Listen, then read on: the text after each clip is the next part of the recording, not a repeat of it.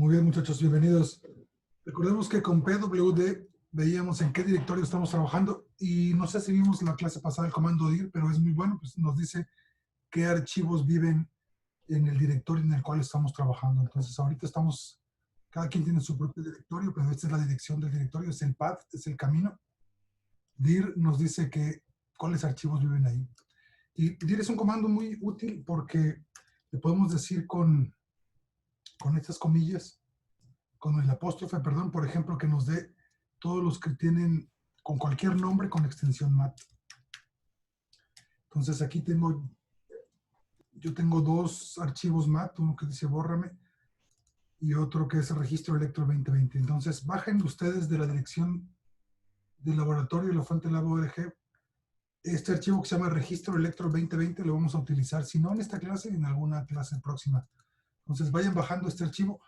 También, por ejemplo, podemos pedirle los que empiezan con XLS, todos los que empiezan con X, etcétera, porque ya ven que antes era XLS y ahora son XLSX. Entonces, con este comando podemos ver el tipo de archivos, la extensión de los archivos que viven en nuestro directorio. Y fíjense, todavía más interesante, el comando dir, el resultado del comando dir se lo podemos asignar a una variable que se llame directorio, por ejemplo.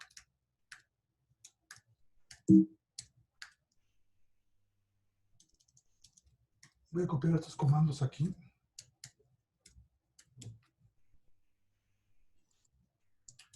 Y también quería decirles, cuando en el archivo, en el script en el cual estamos trabajando, si ustedes utilizan doble signo de porcentaje, MATLAB divide el código en bloques. Entonces, este es un bloque, este es otro bloque. Y los bloques no son otra cosa más que si le dan control o command enter, ejecuta nada más ese bloque que está entre dos signos de porcentaje. Este comando return también es útil porque lo que hace MATLAB es leer las instrucciones hasta que se encuentra el comando return y ahí regresa el control a la ventana de comandos. Entonces return es una manera de salirse de un script. Entonces lo voy a poner aquí return, aquí abajo está lo que vimos en la clase pasada. Entonces recuerden que este archivo MATLAB for Electro 2020 yo lo voy a subir también a la dirección aquí, intro a MATLAB, para que ahí también ustedes puedan consultar los comandos que vimos en clase. Entonces, en lugar de estar ejecutando los comandos en la ventana de trabajo, voy a llamar a este script por su nombre, que es MATLAB for Electro 2020. También puedo darle play aquí en Home, editor aquí, play, le puedo dar run, o también le puedo dar F5. Fíjense cómo el resultado de asignar directorio al comando dir, a la función dir, me regresa una estructura que tiene muchos campos. Tiene, por ejemplo, entonces damos el primer elemento de directorio. El primer elemento de directorio es una estructura que dice, hay un archivo que se llama bla, bla, bla, xlx, que vive en... Doctor, perdón, tengo una duda. Sí, sí. ¿Me puede volver a explicar lo de return con los scripts? Aquí el comando return, ves que se pone en azul, lo que hace es que MATLAB ejecuta todos los comandos que están antes del comando return. Una vez que llega a return, el control se regresa a la ventana de comandos. O sea, fíjate, abajo de return voy a poner este comando 4 más 4.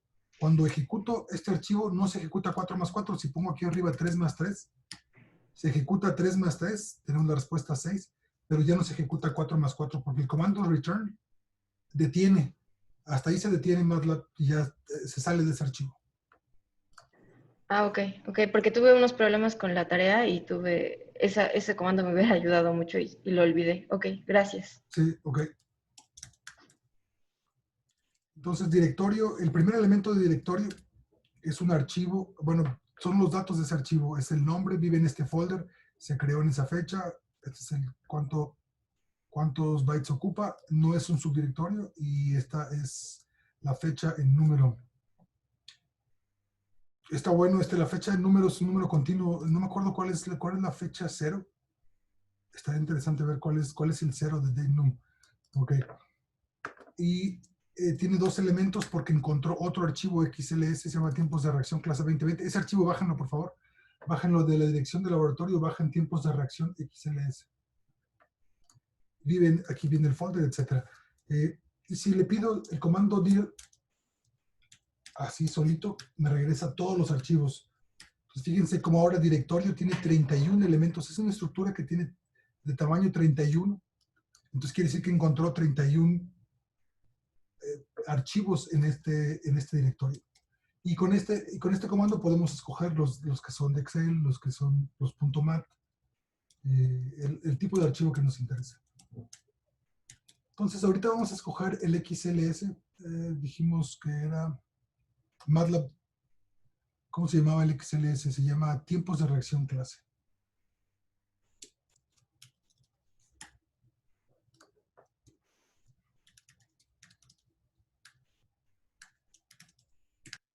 Es el 1, ¿ok?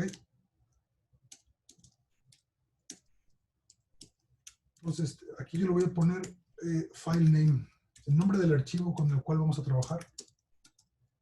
Es el primer elemento de directorio que viene del comando dir. Esto está un poco enredado porque yo le puedo decir directamente el nombre del archivo aquí. Se lo voy a poner así a mano. Voy a planchar la variable anterior. Se lo voy a poner a mano porque yo sé cómo se llama. ¿Cómo que dice aquí? Se llama tiempos de reacción clase 2020. Fíjense, estos dos comandos son equivalentes. Entonces lo planché la variable filename porque es el mismo nombre, pero aquí queda de manera más explícita que este es un archivo XLSX. Bien, entonces quería ver con ustedes rápidamente el comando para leer los archivos de Excel, porque tenemos muchos de nosotros tenemos datos grabados en Excel. Pues Excel es muy fácil de trabajar con él, de meter datos, sacar datos, etc. Y muchos programas exportan datos a Excel. O exportan, por ejemplo, comma separated values, que son CSV. Y Excel puede leer archivos CSV. Entonces, Excel es una interfaz entre muchos tipos de datos y MATLAB. Es una interfaz muy fácil de utilizar. Entonces, bajen, por favor, ustedes todos el archivo tiempos de reacción clase 2020. Vamos a trabajar con él.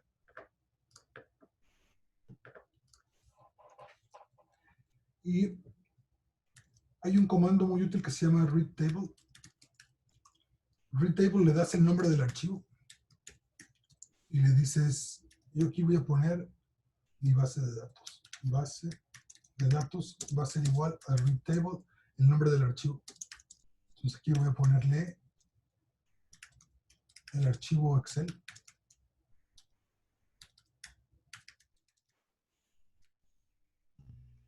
Doc, ¿es el que dice 2019?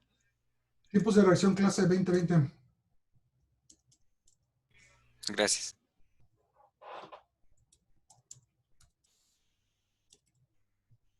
Cuando ejecuto este archivo, aquí está. Entonces, déjenme ponerle punto y coma directorio, no nos interesa verlo. Tampoco tampoco ese.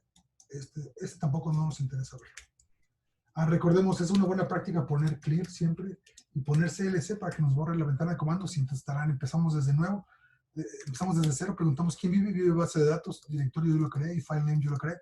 Pero aquí está base de datos, fíjense que base de datos, entonces hay un comando que se llama head, que es el encabezado de la base de datos. Aquí pongan head, base de datos. Y nos despliega los primeros 8 renglones de la base de datos. La base de datos es una tabla.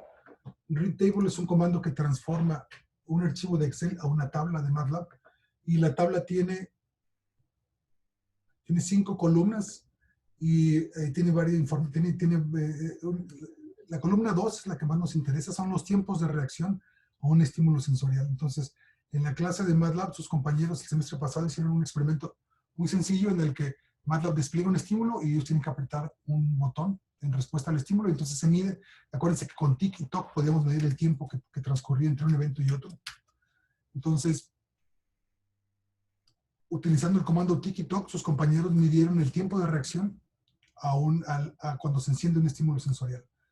Y tenemos el orden del ensayo, porque hay ensayos que, bueno, hay una historia, es un tren de ensayos. Uno hace un experimento y entonces el ensayo 1, pues va iniciando uno y el ensayo 100, ese es el final del experimento. Luego tenemos otra columna que tiene una información que es binaria. La columna... Víctor, perdimos el audio un buen rato. Perdieron el audio, no se escucha. ¿Ya se escucha o no se escucha? Ahorita te escuchamos, sí. Pero se perdió por un buen rato también. Quedamos creo que en Read Table, donde estabas empezando a explicar Read Table. Ok, déjenme ver a dónde estoy conectado. Sí estoy conectado al internet. Estoy conectado también por... Ok. Bueno, entonces les decía, ejecuten estos comandos. ¿Ya tienen todos, pueden todos leer la base de datos? Yo no, doctor. Me sale un error en la línea 2. Dice index exceeds the number of array elements. Ok. Fíjate que el archivo que bajaste está en el directorio en el cual estás trabajando. Con dir tiene que aparecer el archivo. Este archivo, tiempos de reacción clase XLS, tiene que estar en este directorio, en el directorio en el cual estás trabajando. Entonces, les voy a poner aquí pwd, es directorio en el cual estamos trabajando. Directorio de trabajo. Luego, aquí hay que bajar el archivo Excel. Aquí hay que guardar el archivo Excel.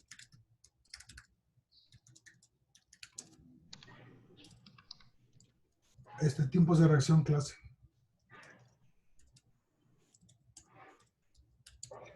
Doctor, Adelante. yo tengo una duda. Cuando busco el archivo, yo ya había descargado los archivos desde la clase pasada. Cuando lo busco en la ventana de comandos, me dice que no hay archivos con esa extensión, pero al momento de ponerlo en la ventana editor, ahí sí me lo ancló.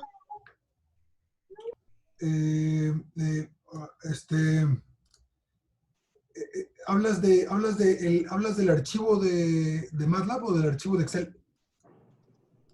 No, del archivo de Excel. El archivo de MATLAB, ese sí me lo abre. Ese sí me aparece en la ventana de comandos.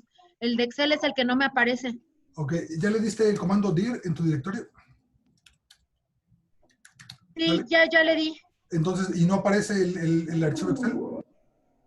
No, no aparece, Doc. Entonces, abre tu explorador de Windows y cópialo de donde esté, probablemente esté en Downloads o en escritorio, cópialo de donde esté a esa carpeta. ¿A cuál carpeta? A la que resulte de PWD.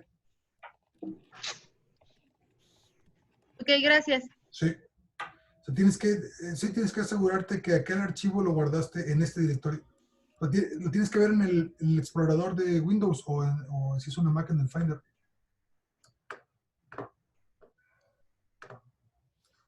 Doctor, su línea 22 ahí, la que dice directorio y luego entre paréntesis un 1. Sí. ¿Ahí qué hacemos con eso, perdón?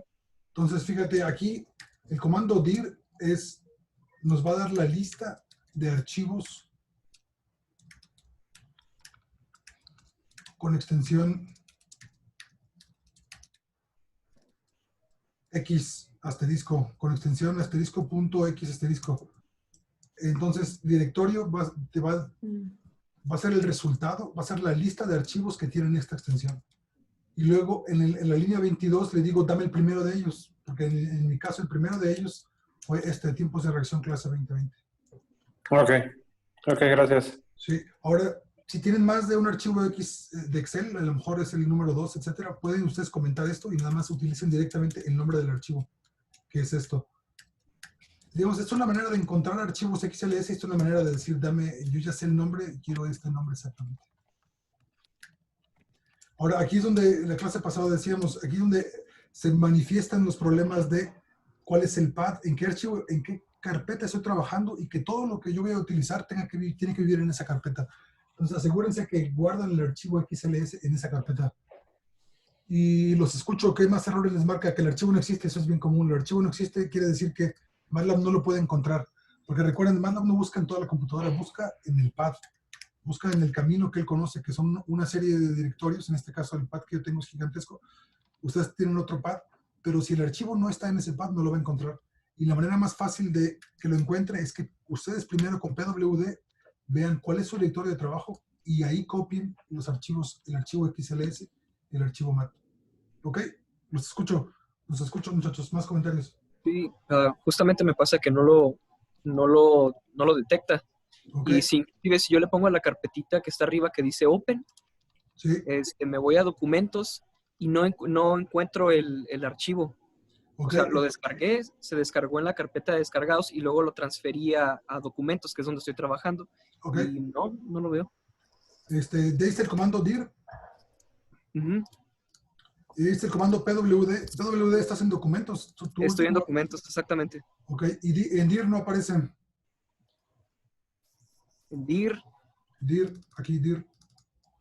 Aquí en la ventana de comandos, dir. Dir es la lista de archivos que viven en ese directorio. sí, parece ser que no está tampoco. Ok, entonces ahora búscate. Sí, aquí está. Ahí Tiempos está. de reacción clase. Entonces ahora pon el nombre exactamente. Acuérdense, no usen espacios en blanco ni caracteres. Es más, voy a borrar esto de aquí porque esto puede generar confusión. Lo voy a poner acá. Voy a dejar ahí nada más que quede de recuerdo para cuando alguien lo quiera utilizar. Aquí pueden ver cómo generar una lista de archivos que tienen características particulares. Por ejemplo, dir yo le puedo pedir que me dé todos los que empiezan con C, por ejemplo. Y eso está bonito porque muchas veces uno tiene experimento 1, experimento 2, experimento 3, y todos empiezan con E. Entonces debo decir, dame todos los que empiecen con E, asterisco, punto, asterisco. Y no hay nadie. Miren, directorio es una variable vacía. Nadie empieza con E. Pero ¿quién empieza con C? Ok, tengo cinco archivos que empiezan con C. Para eso les quise poner este comando de dir. Dir les da la lista de archivos cuyos nombres tienen características que ustedes pueden definir. Sí, solamente copiar y pegarlo. Doc, nada más creo que faltó en el método de dir, faltó poner que file name es igual a directorio, paréntesis 1, punto name, para que ya te dé como tal el script con el nombre del archivo de Excel. Así mero. Tienes toda la razón. Aquí nos faltó poner name, porque name es un A ver. aquí, name es un campo. Piedad. Un campo de la variable directorio, sí.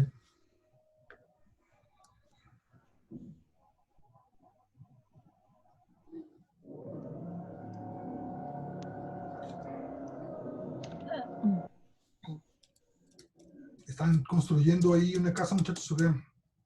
Con el doctor Peña, ¿no? Ay, sí, perdón, ya, sí, adiós. También a veces para agregar una carpeta que la pueda leer MATLAB es en Home, Environment, y hay una donde dice Set Path, y ahí se agregan todas las carpetas donde MATLAB va a buscar la base de datos. Afirmativo. Aquí ustedes le dan Home, luego aquí abajo de preferencias Set Path, y pueden agregar folders y folders que tienen subfolders. Entonces, si por ejemplo, si ustedes ya tienen todos los archivos en documentos, pues agregan la carpeta documentos, o agregan la carpeta escritorio, o agregan la carpeta que ustedes quieran, ¿correcto?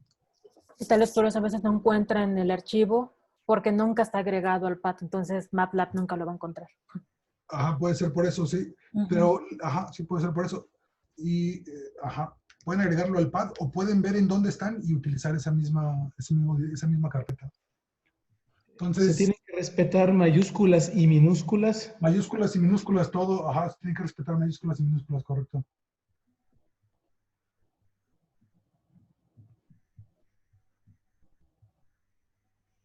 Yo tengo una pregunta medio curiosa. Adelante.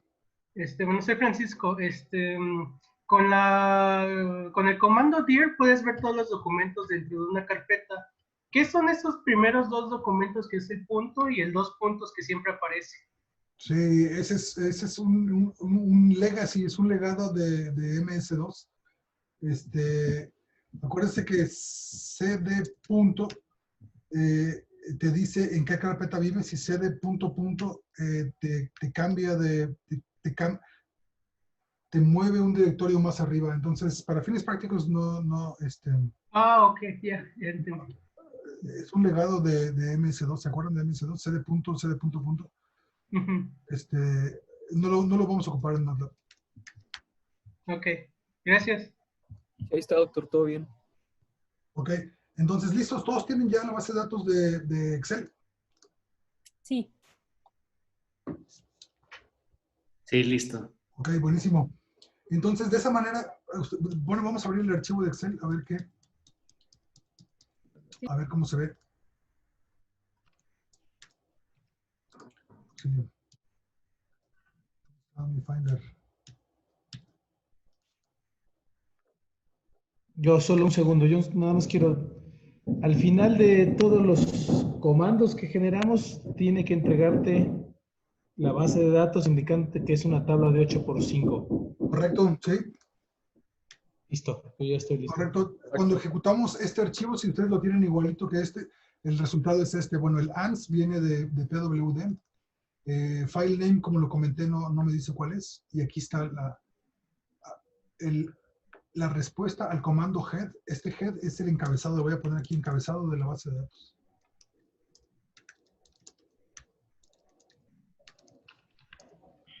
Y quiero abrir el archivo Excel para que ustedes, para que me crean que estamos exportando que estamos importando un archivo Excel.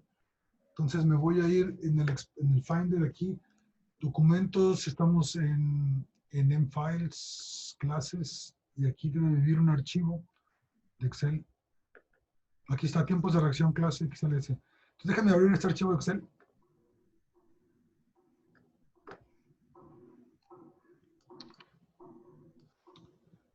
Aquí está. Entonces, fíjense, es una base de datos bien choncha porque cada uno de sus compañeros, y me acuerdo que éramos como 20 en la clase. No, aquí está, son 12, no. Sí, sujeto número 12, son 12. Son 12 personas contribuyeron sus tiempos de reacción, pero cada persona hizo muchísimos ensayos. Entonces, fíjense, la persona número 1 hizo como 400 ensayos. Sí, 400 ensayos. 400 tiempos de reacción. Entonces, aquí está. ¿Cuánto duró la pausa antes de que se presentara el estímulo? Porque hay que tener una pausa variable, porque si no, uno puede predecir en qué momento va a aparecer un estímulo, y el tiempo de reacción no es un tiempo de reacción, es casi un tiempo de sincronización.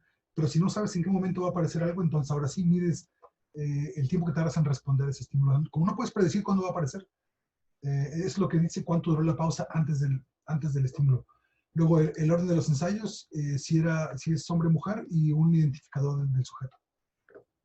Entonces, y ustedes pueden tener entonces cuantas columnas como quieran, y pueden tener una columna extra con letras, por ejemplo. Entonces, vamos a hacer lo siguiente.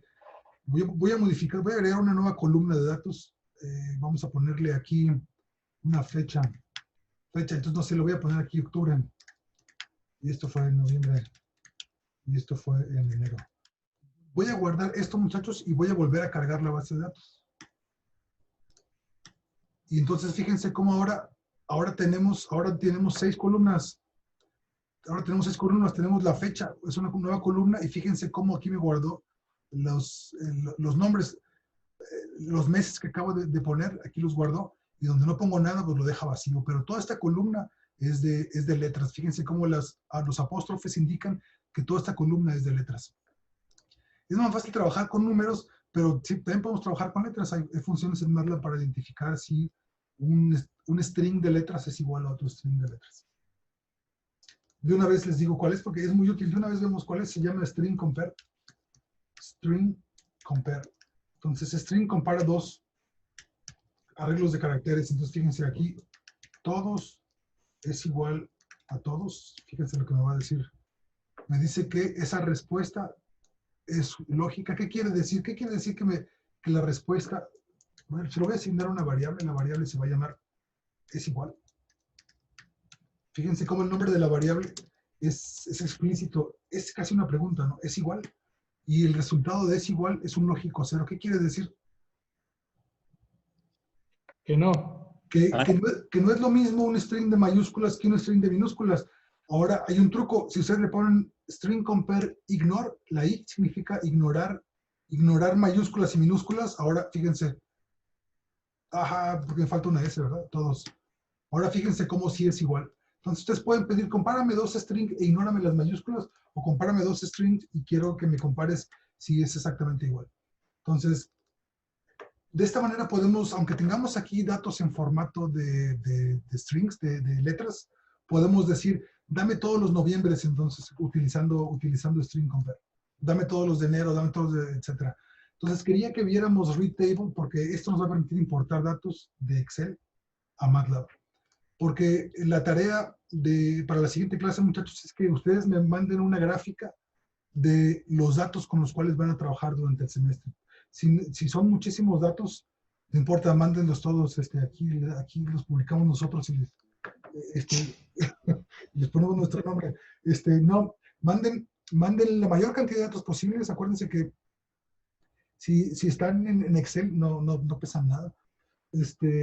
Pero lo que quiero es que manden una gráfica de esos datos, ya sea un histograma, o sea, que digan, quiero ver cómo se distribuyen mis datos, o muchos de nosotros tenemos lo que se llama series de tiempo. Series de tiempo es una serie de observaciones que vienen ordenadas de manera contigua en el tiempo. O sea, la observación 1, la observación 2, la observación 3. Cuando uno registra una señal eléctrica, por ejemplo, un eje, un electroencefalograma, tienes al final un vector resultante de voltajes y el eje X de esos voltajes es tiempo. Aunque a veces no viene de manera explícita, sabemos que ese vector es una serie de tiempo. Los elementos consecutivos se grabaron en tiempos consecutivos. Se llama serie de tiempo. Entonces, muchos de nosotros tenemos serie de tiempo. Unos tenemos eje, otros tenemos potenciales de campo local, otros tenemos tiempos en los cuales ocurren potenciales de acción, otros tienen señales Volt, señales de oxigenación, de resonancia magnética. Otros pueden tener observaciones de una variable en función del tiempo. Muchos de nosotros tenemos series de tiempo. Entonces quiero que me muestren esa serie de tiempo con el comando plot. Ahorita vamos a ver el comando plot. Pero la tarea entonces para la siguiente clase es que cada quien me mande sus datos. Y muchachos, aquí pues todo el mundo tenemos datos diferentes. Entonces la tarea 2 es gráfica de los datos. De los datos que vamos a analizar, que van a analizar en este semestre. ¿O no sin estadística? Como quieran, si quieren ponerle estadística descriptiva, o sea, promedios, varianzas, lo que ustedes quieran. O sea, entre más completo, mejor. Entre más completo, pues sí, más mejor. Ok, muy bien. Pero para los que van empezando, ya nada más graficarlos va a ser un primer ejercicio interesante. Graficar los datos, graficar la serie de tiempo, o graficar, voy a poner aquí serie de tiempo. O histogramas. O estadística. Si trabajo con EEG, ¿es de todos los participantes? Ándale, eso está bueno. Sí, mándame todos los participantes. No, Te va a robar solo uno. Con que mandes un participante, es más, con que mandes el canal 1 de un participante, si quieres. O si tienes, ¿cuántos canales tienes? ¿Tienes muchísimos canales? ¿Tienes más de 24 o qué? Sí, tengo 32. Ok, mándanos una matriz entonces, mándanos una matriz de los 32 canales, porque tienes como están conectados simultáneamente, tienes el mismo número de elementos para cada canal, ¿correcto? Entonces, tu vector, tus datos vienen en formato matriz de manera natural. Cada renglón o cada columna, como tú los quieras acomodar, es un electrodo y cada elemento de ese renglón o de esa columna es un instante de tiempo, ¿de acuerdo? Ok. Entonces, si nos mandas, por ejemplo, si graficas, por ejemplo, 10 segundos, pues eso va a tener tamaño 10,000, ¿no? Pues si lo grabaste a 1000. ¿A cuánto grabas tu eje? ¿A 1000? No, a 500. La frecuencia de muestreo es 500, ok. Entonces, el tamaño del vector va a ser 500 por el número de segundos que hayas grabado. Ok, gracias. Ahorita vamos a ver el comando plot, y con el comando plot vas a poder graficar esos canales. Y con el comando histograma ya puedes ver tú cómo se distribuyen el voltaje de los canales. Y el histograma te va a permitir ver rápidamente en dónde hay ruido. Un canal que es ruidoso sobresale rápidamente de la distribución normal que uno espera cuando los datos están bonitos, están peinados, están bien portados. Oye, y tenemos que cargar. Ahorita que pare la taladrada. Te escuchamos, sí, te escuchamos bien, Fer. Sí. ¿Tenemos que jalar los datos del formato original o los preprocesamos en Excel? No, si los tienen en formato original, Fer, sería mejor. Hay que importarlos. No les hagan nada. El chiste es hacerle todas las manipulaciones a los datos, se los hacemos en MATLAB. Entonces, entre más crudos los pueden importar, mejor. Muy bien. Muchos programas de registro exportan a texto o exportan a CSV. Y esos dos formatos son fácilmente legibles con read table. Además de read tables, muchachos, hay muchos comandos. Si ustedes aquí le dan doc read table, van a irse down the rabbit hole. O sea, hay 200 maneras de importar datos. Read table es la más flexible, por eso quise que viéramos esta. Pero hasta abajo de read table vienen sugerencias. Bueno, read table tiene muchísimas variaciones. Pueden importar todos los tipos de datos que ustedes quieran. Fíjense, hasta de remote locations. Pueden importar, si tienen sus datos en la nube, los pueden bajar del Amazon o de Windows, o del Azure. Y además de ese, acá abajo, hacia el final vienen sugerencias. Entonces, fíjense, hay import, hay detect options, preview, read cell, read matrix, read timetables, read variables, table, text scan, write table. Todas estas funciones sirven para importar y esta write sirve para exportar datos. Pero read table es la más flexible. Si se encontraran con algún tipo de datos muy rejego, seguramente hay manera de importarlo. Pero read table debe ser suficiente para la mayoría de los casos. Doctor, tengo una duda. Ahorita que mandó para, bueno, el comando para ver los encabezados de la base de datos, sí. ¿Podríamos con el encabezado darle nombre a cada una de las variables? O sea, que el encabezado ya dé el nombre de las variables y decir, me das duración pausa, sí. Y te avienta los datos de duración pausa. Eso está bueno, eso está bueno, eso está bueno.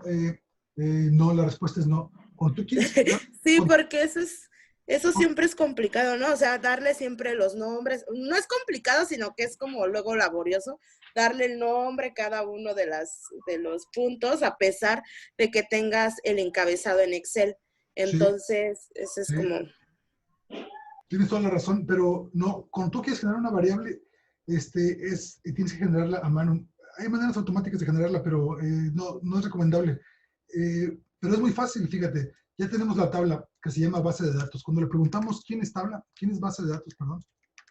Entonces es una tabla. Fíjense qué bonito, es una tabla que mide 4,800 renglones por 6 columnas. Y yo le puedo decir base de datos. Base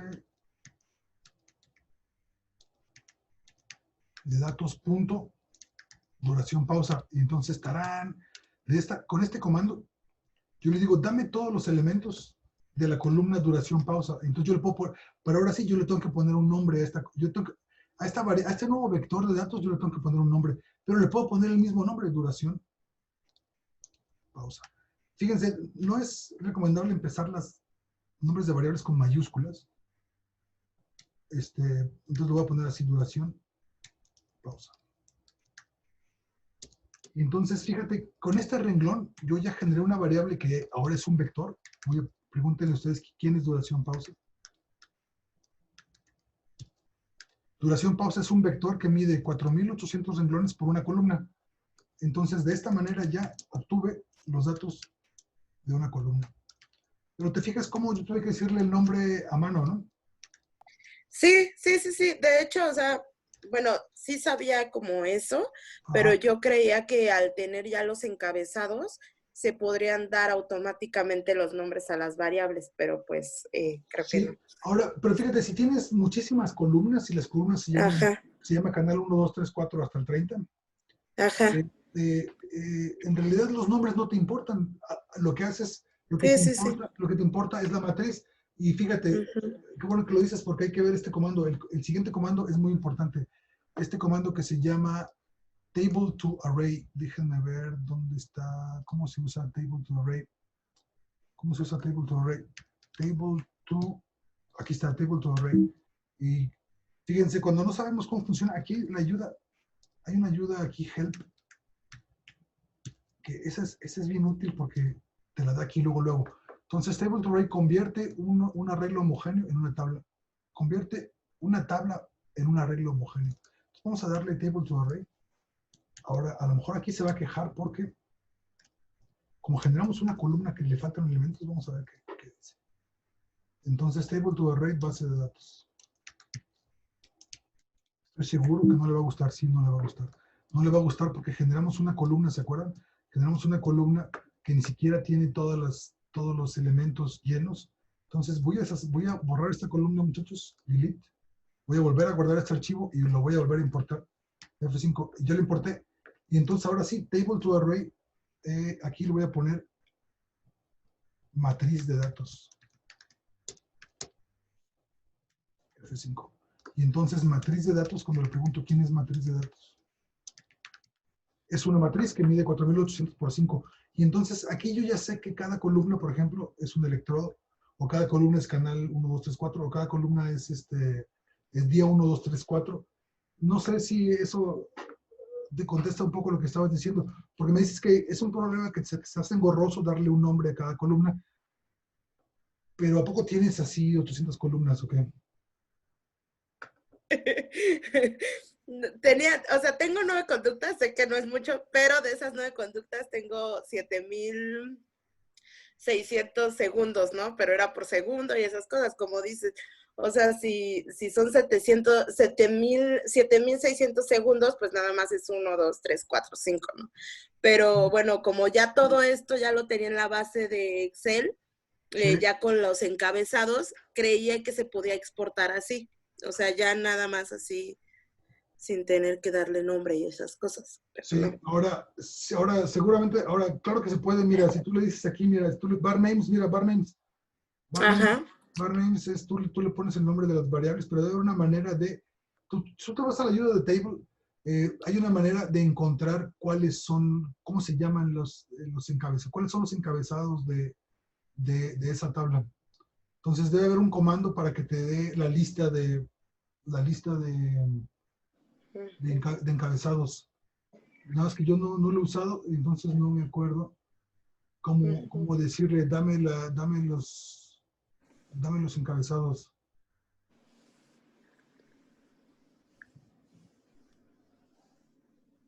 Debe haber una manera.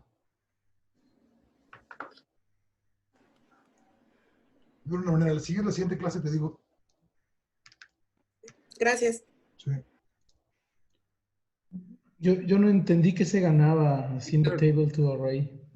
La función se llama field names. Sí. Fíjate, aquí table to array ya tenemos una matriz, ya no tenemos los encabezados, ya tenemos los puros datos. Le quitaste nada más aquello. Le quité los encabezados, le quité los encabezados. Aquí quitar encabezados. Víctor. Eso lo puedes hacer también, perdón, adelante. Sí, la función que buscas es field names. Field names. Names, ajá. Dale, gracias, Ranier. Minúscula, names. ¿Tú la usas, Ranier, o qué? Sí, es muy útil. Okay, para saber los nombres de las neuronas. Buenísimo, yo nunca lo había utilizado. Pero ahí está, ya viste, Ranier ya nos ilustró acá. Gracias. Field names te da aquí, entonces, fíjate, field names te lo regresas a una variable que se llame, nombres, no, se llama encabezados, ¿no? Es un nombre más descriptivo, encabezados. Para field names, entonces encabezados ya le puedes pedir, dentro de un for le puedes decir, dame el encabezado 1, encabezado 2, ¿ok? Con un for ya puedes ponerle nombres a todas tus variables. ¿Sí? Ok. Y luego, aquí como son letras, si quieres hacerle una variable, tienes que decirle, por ejemplo, si Ranier, ¿cómo harías que fuera una variable? Tienes que utilizar eval, ¿no? Pero no hay necesidad de que la vuelvas variable. Lo utilizas el corchete, el curly, y ya nada más haces el for. Entonces ya puedes hacer for 1, 2, 3 en el curly. Sí. Y ya te da el string. Ok. Y no, va a ser complicado convertirlo a una variable porque son strings, ¿no? Son strings, ajá. Pero si ustedes utilizan eval, no sabe la función eval. Ya estamos entrando aquí en detalles muy técnicos, muchachos, pero la función por ejemplo, ese el que dice el doctor Ranier, yo lo ocupo para iterar en carpetas, ¿no? Y pues ya se hace casi automático, entonces sí es bastante funcional. Sí, ahora el comando eval, ¿alguna vez lo van a utilizar, muchachos?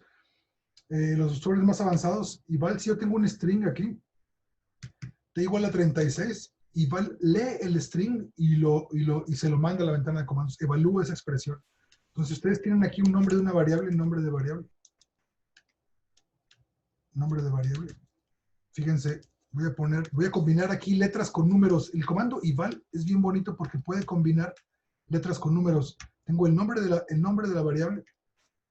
Voy a poner un igual y aquí voy a poner un número que dice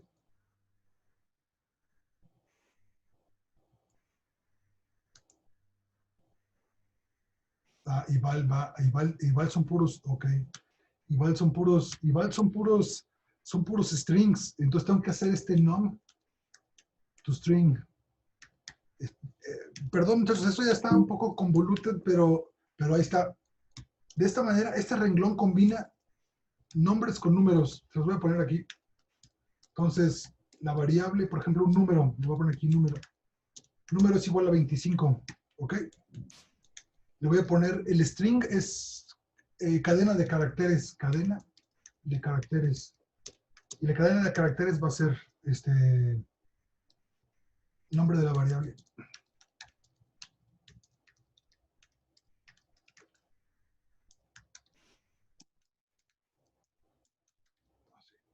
Entonces, fíjense cómo Ival va a combinar los dos, cadena de caracteres con num to string. F6.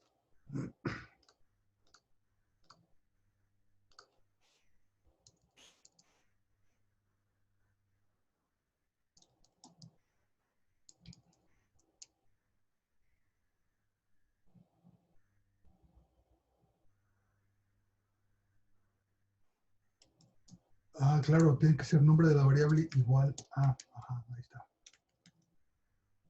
F6. Ok, vean esto, es un truco que no sé, yo casi nunca lo uso porque se me ha hecho bien espagueti mi código, porque como viene de un dir y luego si cambio los directorios y cambio los nombres de los archivos, todo esto cambia. Pero esta es una manera, muchachos, aquí está una manera de combinar una serie de caracteres con un número. Y Val lo que hace es así leer lo que dice ahí, leer lo que dice dentro de estos corchetes. Y lo que dice estos corchetes es esto, es un string. Bueno, ya nos fuimos nos desviamos. Una duda. El doctor Ranier decía que no se podía convertir string a valor porque están combinados string en integers. Sí. ¿O por qué? Ah, ok. Yo nada más quiero saber qué es un string. Bueno, buenísimo. Un string es un carácter, es un arreglo de caracteres. Entonces, cuando pones algo entre comillas, string de caracteres, ese es un string, es un arreglo de caracteres. Entonces, nombre, por ejemplo, nombre es igual y se utiliza con comillas, string. Es un arreglo de caracteres. Cuando le preguntas quién es nombre, te dice que es un arreglo de caracteres. La variable tiene clase, tiene tipo, carácter.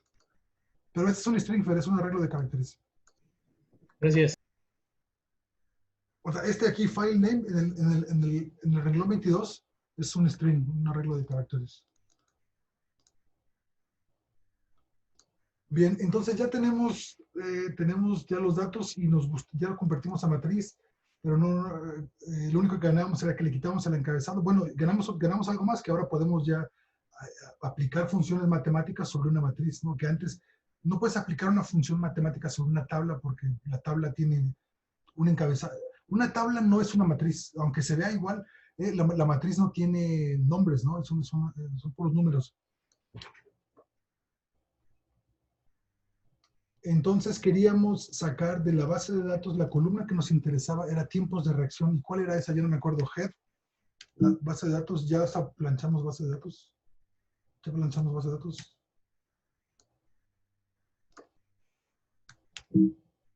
Se llama base de datos, no database.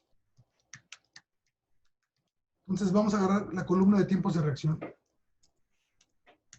¿cómo decíamos eso? Era muy fácil, era tiempos de reacción, les voy a poner RT, es Reaction Time. Esto lo voy a mandar al inframundo, muchachos. Return. Ahí lo vamos a guardar, lo vamos a dejar ahí para si lo quieren consultar, pero ya lo mandamos al inframundo. Ok, regresamos. Nos perdimos por un momento, pero ya regresamos. RT, entonces, es yo quiero de la base de datos. Este punto quiere decir cuál es la variable que me interesa. Y la variable que me interesa es tiempo de reacción. F5. No se quejó, quiere decir que tiempos de reacción es un vector. Aquí está, RT, Reaction Time, es un vector de 4800 por 1. Y entonces, esto es lo que quería que hicieran, muchachos. Hagan un histograma de sus datos. Histograma de RT. Y acuérdense que SHG es Show Graphics. Show Graph. Trae la gráfica al frente.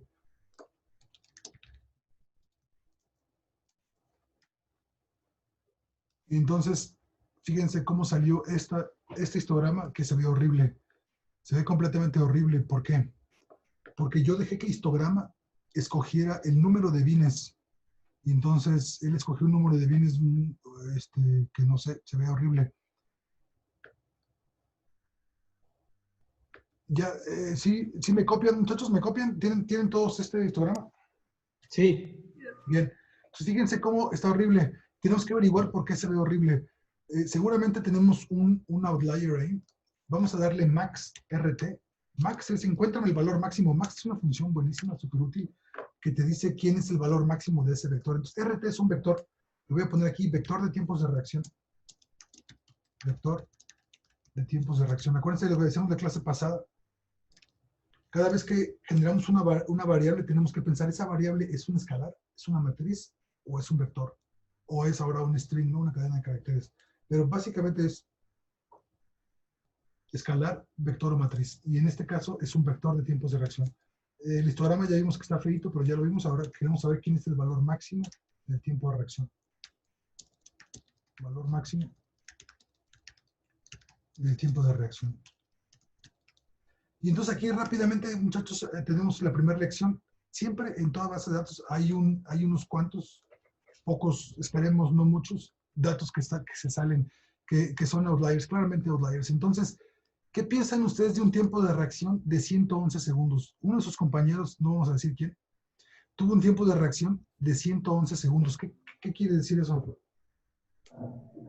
Se durmió. Se durmió, se le fue el avión, se distrajo, no reaccionó y el programa siguió corriendo, el tiki y el toc siguió corriendo. Faltó ahí un fail safe, un mecanismo de abortar ensayos que dijera, si ya transcurrieron 10 segundos y esta criatura no ha contestado, voy a abortar el ensayo. Pero como nuestro programa fue muy primitivo, no teníamos ese abortar ensayos, entonces siguió corriendo hasta que la persona apretó un botón para continuar y ya habían pasado casi 2 minutos, ¿no? Probablemente sí, se va a servir una taza de café, etc. Entonces, esto claramente es un outlier. Y en toda base de datos existen, ¿no? En toda base de datos que se respete, hay outliers, muchachos.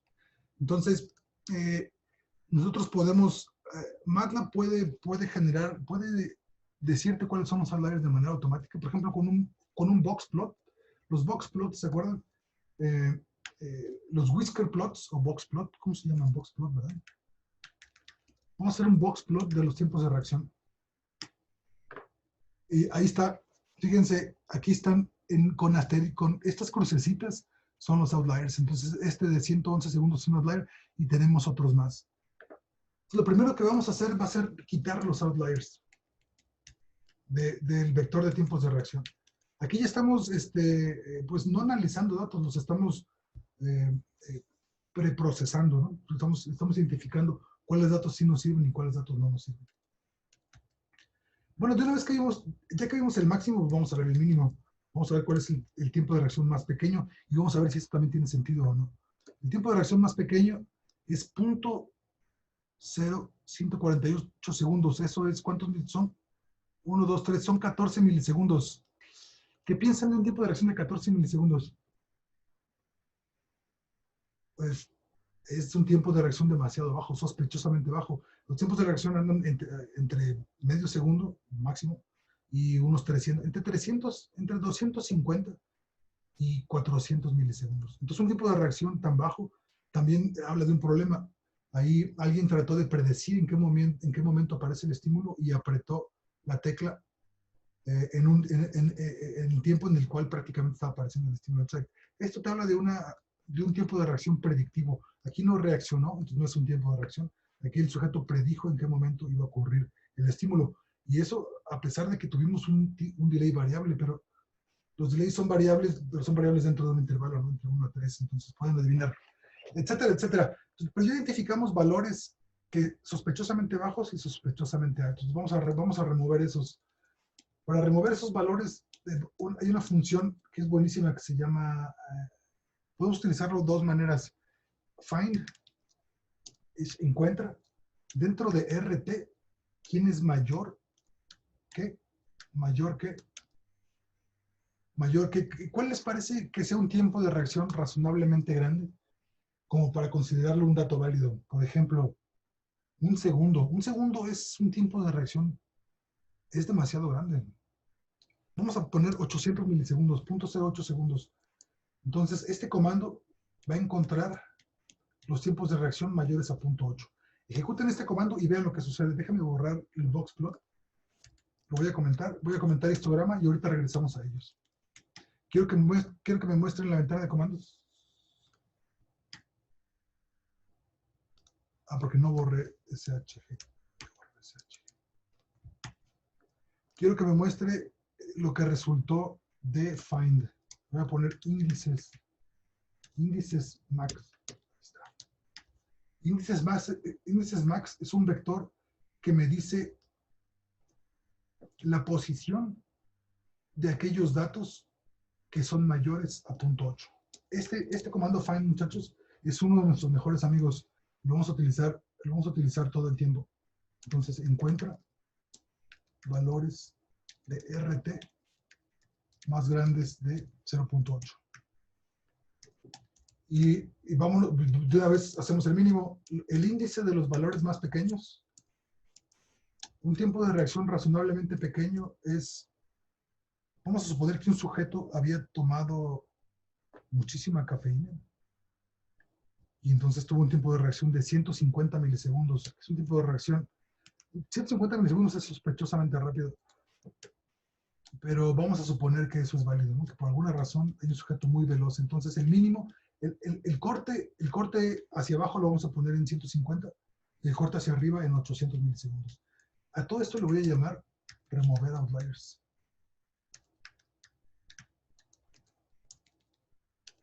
Ok, y entonces ya tenemos los índices. Los índices son las posiciones en las cuales encuentras esta condición que necesitas buscar, ¿no? Correcto, los índices son las posiciones dentro del vector RT en los cuales los valores son mayores a 0.8. Ahora, ¿qué quiere decir con índices? No hemos visto cómo indexar vectores y matrices. Si ustedes hicieron la tarea, ustedes tienen que haber visto cómo indexar vectores y matrices, pero si no, lo vemos de una vez. Lo vemos de una vez. RT, entonces, es un vector enorme que tiene... Bien, si le pregunto quién es RT, así MATLAB se queda callado. Ese RT no existe, no es nadie. Tiene que ser con mayúsculas. RT mide 4.800 renglones por una columna. Entonces, ¿cuál es el primer elemento de RT? Pues ese. El segundo elemento de RT. El tercer elemento de RT. Lo que estoy haciendo aquí, RT, paréntesis, es indexando. Indexando quiere decir, dame el valor del elemento que vive en la posición 1, en la posición 2 y en la posición 3.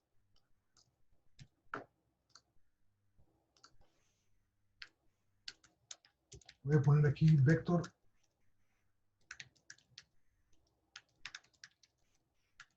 indexing.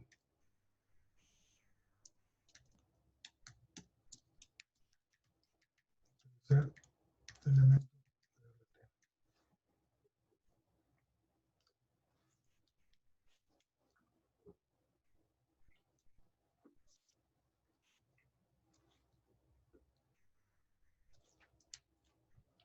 Fíjense también cómo en lugar de darle un solo elemento le puedo dar un vector de índices. Voy a generar aquí un vector de índices. Quiero los elementos del 3 al 10.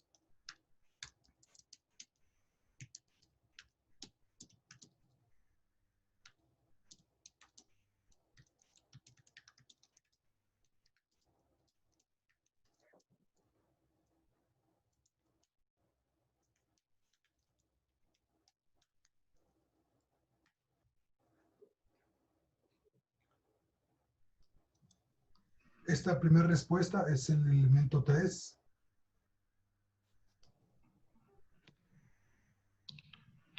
No, esta respuesta es el elemento 3 y estos son los elementos del 3 al 10.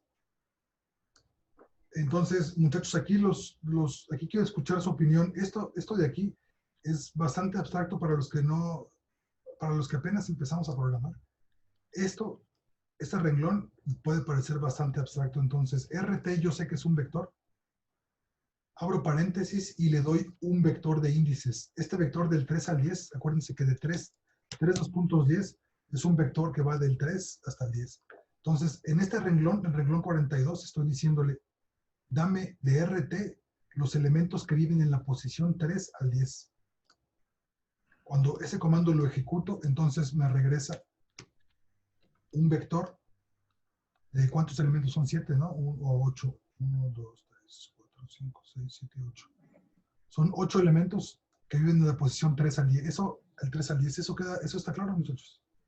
Sí. Sí. Bien. Yo nada más quiero saber por qué le pusiste los corchetes. Ok, sí, puedo quitarle los corchetes. Sí, ya se los quité y da lo mismo. Bien, correcto, se los puede quitar y da lo mismo, sí. Porque en este caso, este es un vector bien portado porque va del 3, de 1 en 1 al 10. Pero hay casos, por ejemplo, lo voy a poner aquí abajo. Sí, es una buena observación. Hay casos en los que quieres elementos salteados, quieres el 1, luego quieres el 125 y luego quieres el 300 y luego el 301. ¿Te fijas cómo este vector no es bien portado en el sentido de que no es consecutivo? No va de 1 en 1, ni de 3 en 3, ni de 20 en 20. Son elementos que por alguna razón me interesa el 1, el 125, el 300 y el 301. Y también es un vector de índices válido. Es un vector de índices. Este es el valor de RT de 1, del elemento 125, 300, 301. ¿Me expliqué, Fer? Sí. Y para esto sí requiero estos corchetes. Lo que no puedo hacer es darle elementos negativos o no. No existe el elemento -1. En Python sí existe el elemento -1. Eso está bien bueno de Python, que el elemento 0 es el primer elemento de un arreglo. Entonces, sus índices están basados en 0. Y el -1 es el último, lo cual está bien bueno porque existe para atrás en el vector. Pero MATLAB no tiene eso. MATLAB empieza en 1 y termina en el último. Pero tiene un comando que no sé si existe en Python que se llama end. End es el último elemento. End es el último elemento de RT.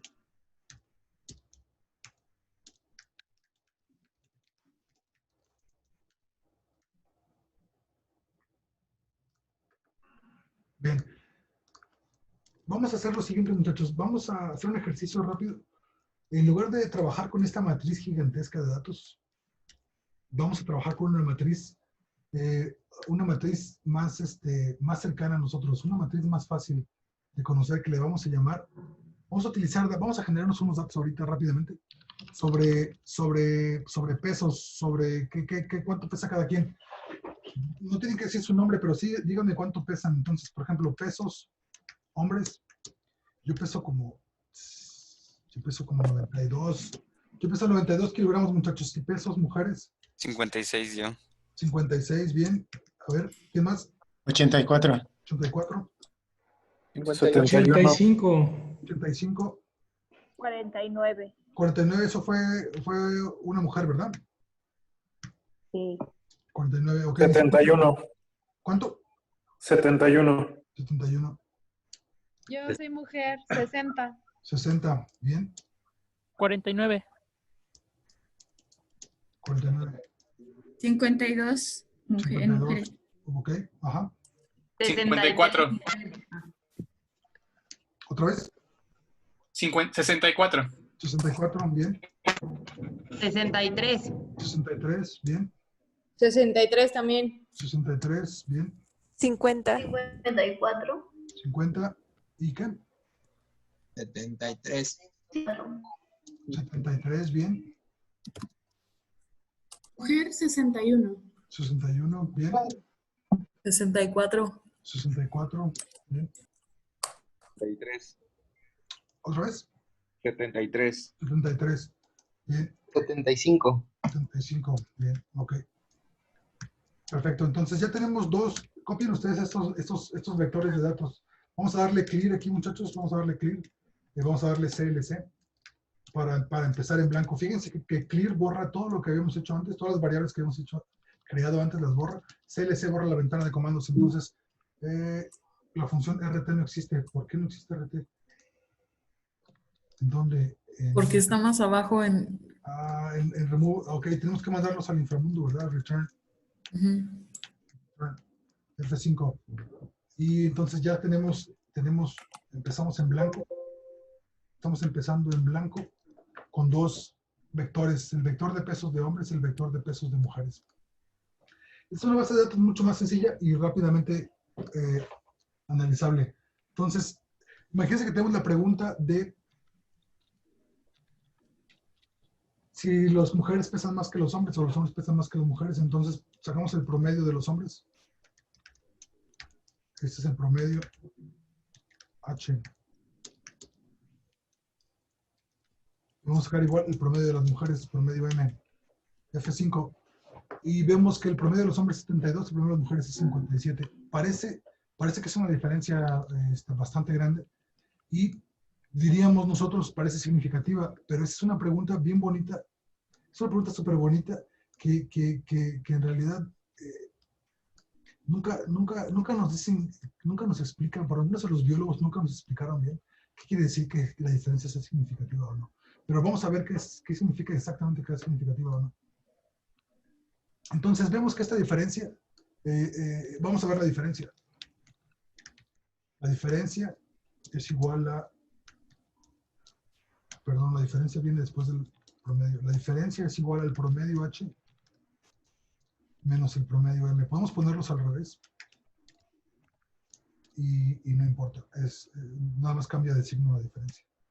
Hay una diferencia de 14 kilos entre hombres y mujeres. Entonces, queremos saber, imagínense que queremos saber si esa diferencia es significativa o no. O sea, podríamos afirmar que los hombres pesan más que las mujeres. O vamos a plantear la pregunta de la otra manera. ¿Por qué no podemos decir que pesan lo mismo? ¿Por qué no podemos decir que los hombres y las mujeres pesan lo mismo? Porque la diferencia dice 14 aquí, pero si hubiéramos tomado otra muestra, la diferencia no tiene por qué salir 14, puede salir 7 o puede salir 32. Cada vez que tomemos una muestra de pesos de una población, cada vez que tomemos los valores de una variable de una población, van a salir datos diferentes porque estamos tomando una muestra aleatoria de esa población. Entonces, sabemos que cada promedio tiene asociada una variabilidad. Entonces, sabemos que cada vez que ejecutemos promedio de una muestra, ese promedio va a salir diferente. Entonces, ¿cómo aproximamos la pregunta de qué tan significativo es esa diferencia entre hombres y mujeres?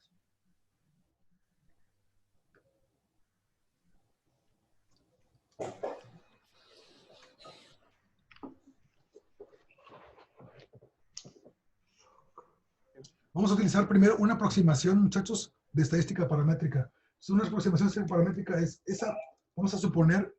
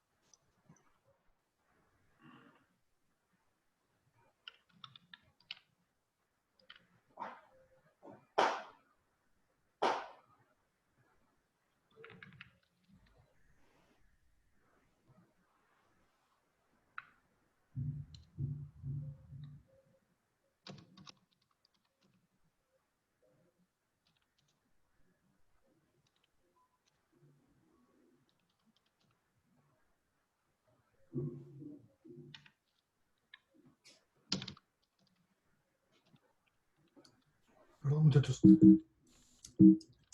Entonces vamos a utilizar, les decía, una aproximación paramétrica a esto. Paramétrico quiere decir que vamos a suponer que la población de pesos proviene de una distribución normal. Entonces está bien fácil. Vamos a utilizar nuestro mejor amigo, que es el generador de números al azar con distribución normal. Entonces fíjense, random n. ¿Con qué promedio? Con el promedio del peso. Vamos a generar la población del cual provino la muestra. Fíjense, población de hombres es igual a random n. La clase pasada vimos que si queremos aumentar la desviación estándar de esta, que tiene desviación estándar 1, lo multiplicamos por la desviación estándar que queramos.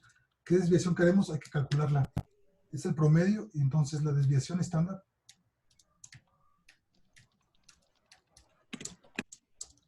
se calcula STD de los pesos hombres. Hacemos lo mismo para los pesos mujeres.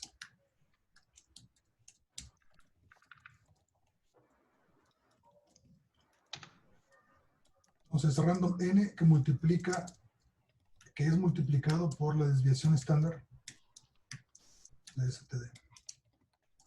Y le vamos a sumar que el promedio. El promedio de H. Ahora, ¿cuántos números queremos? Y aquí está lo bueno, podemos inventarnos tantos números como queramos. Queremos un vector. Oye, Vic. Adelante. No así como está escrito la desviación estándar. La misma ¿Estás calculando dos veces? Sí, se está planchando. Correcto, se está planchando. Correcto, está planchando H y M, correcto. H y M, tienen razón. Desviación estándar de H, desviación estándar de M. Bien, bien. Desviación estándar de H, esta es la población H, el promedio de H. Bien. Copy-pasteo esto. Población de M. Va a ser un random también, desviación estándar de M y promedio de M. Sí, aquí es donde los errores, muchachos, están de a peso porque se llaman muy parecidos las variables. Voy a poner aquí espacios para que se pueda leer mejor. Entonces tenemos la población de hombres, población de mujeres. Y fíjense qué cosa tan bonita. Vamos a ver esto, F5. Eso sí funcionó. Y ahora vamos a ver el histograma de esas poblaciones. En la figura 1, vamos a graficar el histograma de la población de H. Y le vamos a decir ahí, hold on, aguántame, no borres nada, encima el siguiente histograma, el histograma de la población de mujeres. SHG es muestra mamográfica. Y entonces vean esto. Vean esto. Esto estuvo bien, qué bueno que salió así. Se ve bastante gachito porque si se fijan, el ancho de bin es diferente. Histograma, si no le dices tú, yo quiero que me des 50 bienes con este ancho, él decide. Y para evitar eso, vamos a generar nosotros los centros de bin. Fíjense, vamos a hacer una variable que es muy útil. Los centros de bin, queremos que nos dé, los centros de bin queremos que esté entre... ¿Cuál es el peso más bajo que podemos esperar? No sé, alguien puede pesar 30 kilos y el peso más alto 120 kilos. Los centros de bin es un vector, este bicho ya lo conocemos, es un vector de números que va de 30 a 120 de uno en uno. Y entonces yo a histograma le voy a decir, quiero estos centros de bin.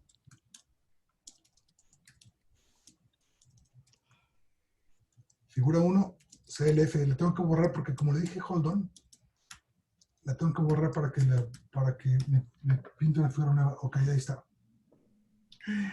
Buenísimo. Buenísimo. Buenísimo. Entonces, si hacemos el supuesto... Perdón. Adelante. ¿Para qué era el CLF? CLF es Clean Figure. Es para borrar la figura. Porque hold on significa no borres la figura. Ah, ok, gracias. Porque si das dos histogramas sin hold on, el otro histograma te genera una gráfica nueva y ya no ves la anterior. Hold on es, ¿cómo le ponemos? Mantener. Encimar no figuras. Borrar. Encimar figuras.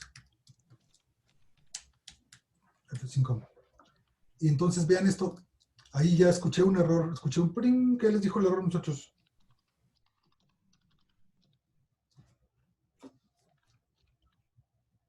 No quiere manifestarse.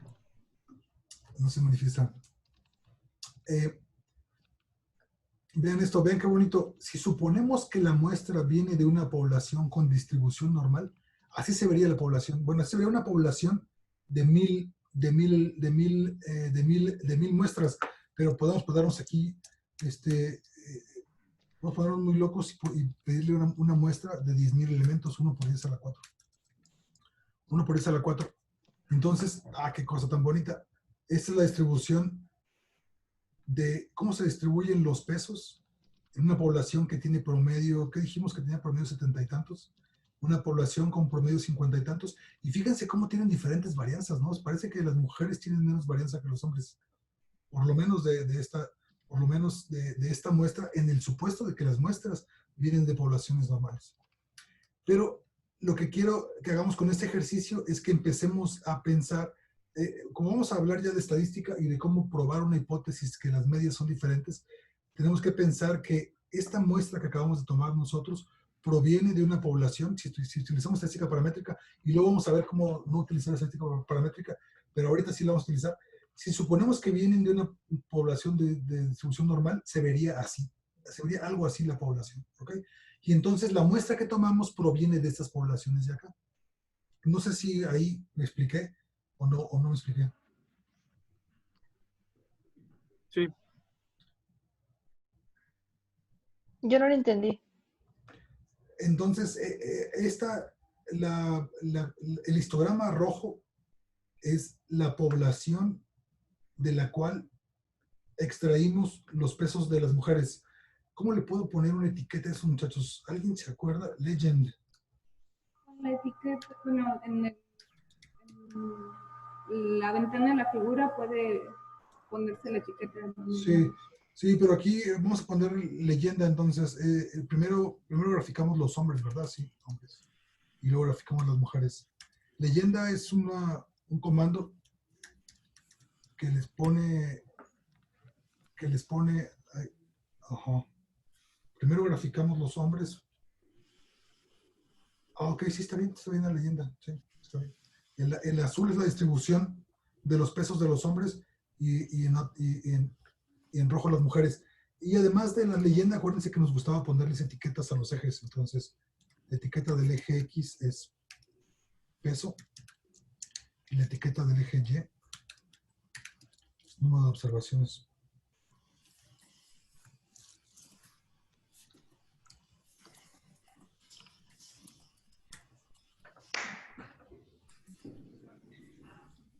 Entonces, vemos la distribución del peso de los hombres y la distribución del peso de las mujeres.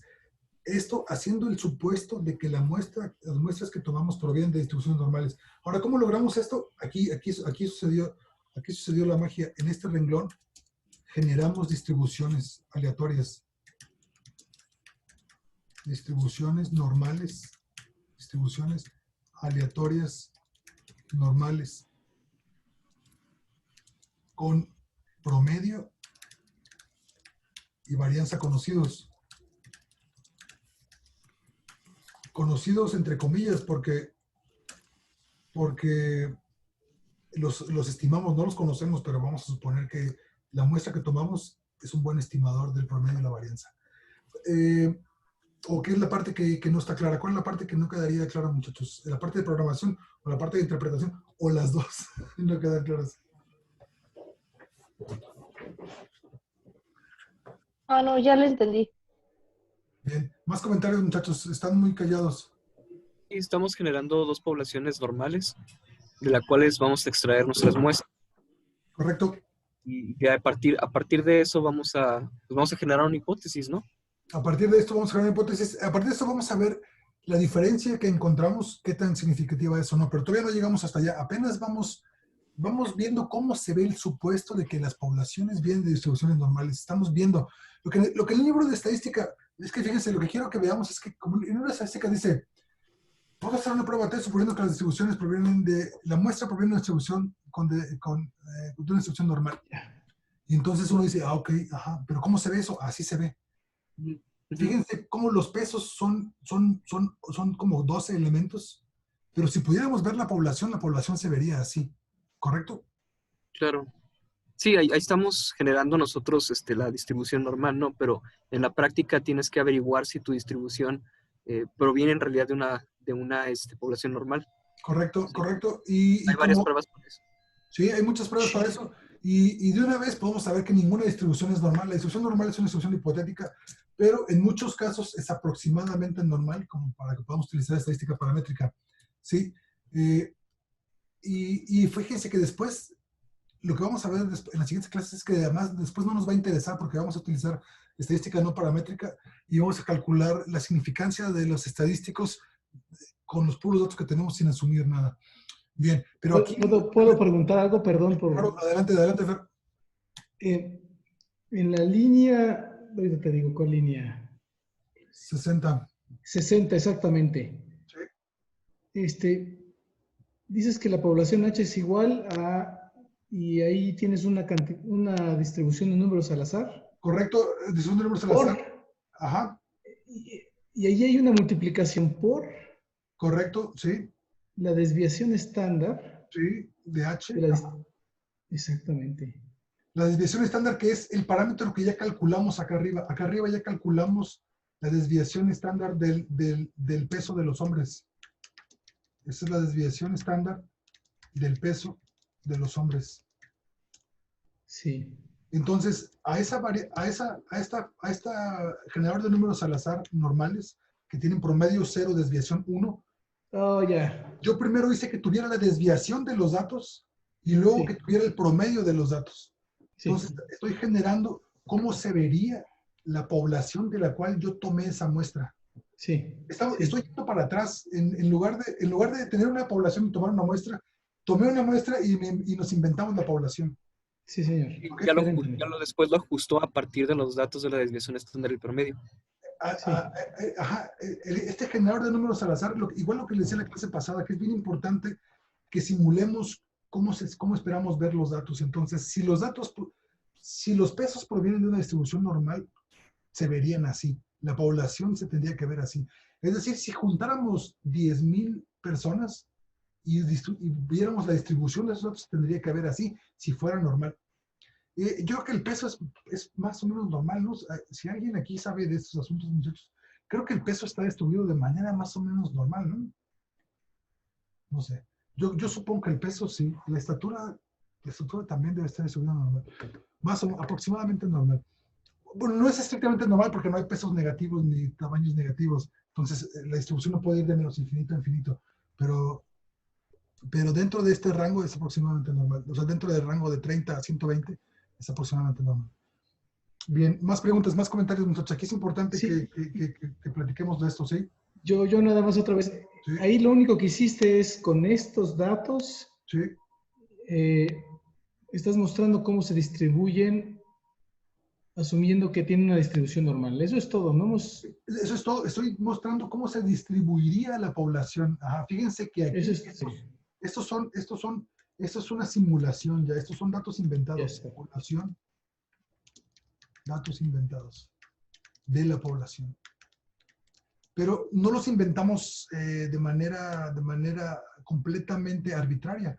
Los inventamos para que tuvieran la desviación estándar de la muestra y para que tuvieran el promedio de la muestra. Yo ya estoy. Okay. Warning, aquí les voy a poner un warning. Es una simulación, son datos inventados de la población, pero aquí les pongo con promedio y varianza conocidos entre comillas porque más bien estimados de la muestra, lo voy a poner. Con promedio y varianza estimados de la muestra. Eso es mucho más explícito. Yo empecé a preguntar porque lo corrí y cada vez me daba una distribución ligeramente distinta. Claro, cada vez que lo corre. Exactamente, sí, exactamente. Buena observación. Y es donde me había perdido. Cada vez que lo corres, te da una distribución diferente. Ajá, y eso está bien porque en cada vez que lo corres, generamos un nuevo set de números al azar. De acuerdo. Cuyos valores son diferentes, pero tienen la misma distribución, que eso es lo bonito, ¿no? Son valores diferentes que tienen la misma distribución. A menos que aumentes el tamaño de la población, ¿no? El tamaño de la población también influye. Ajá, si tenemos poquitos datos, fíjense que se va a ver bien cuchito. Vamos a poner 100 datos. Entonces, vamos a tener unas distribuciones bastante cuchitas, ¿no? Así se ven las gráficas de los datos de verdad, ¿no? De muestras pequeñas. De muestras pequeñas se ven así, pues porque cuesta mucho trabajo conseguir muchos datos, ¿no? Cuesta mucho Se acabó el dinero. Cuesta mucho dinero, tiempo y esfuerzo sacar muchos datos.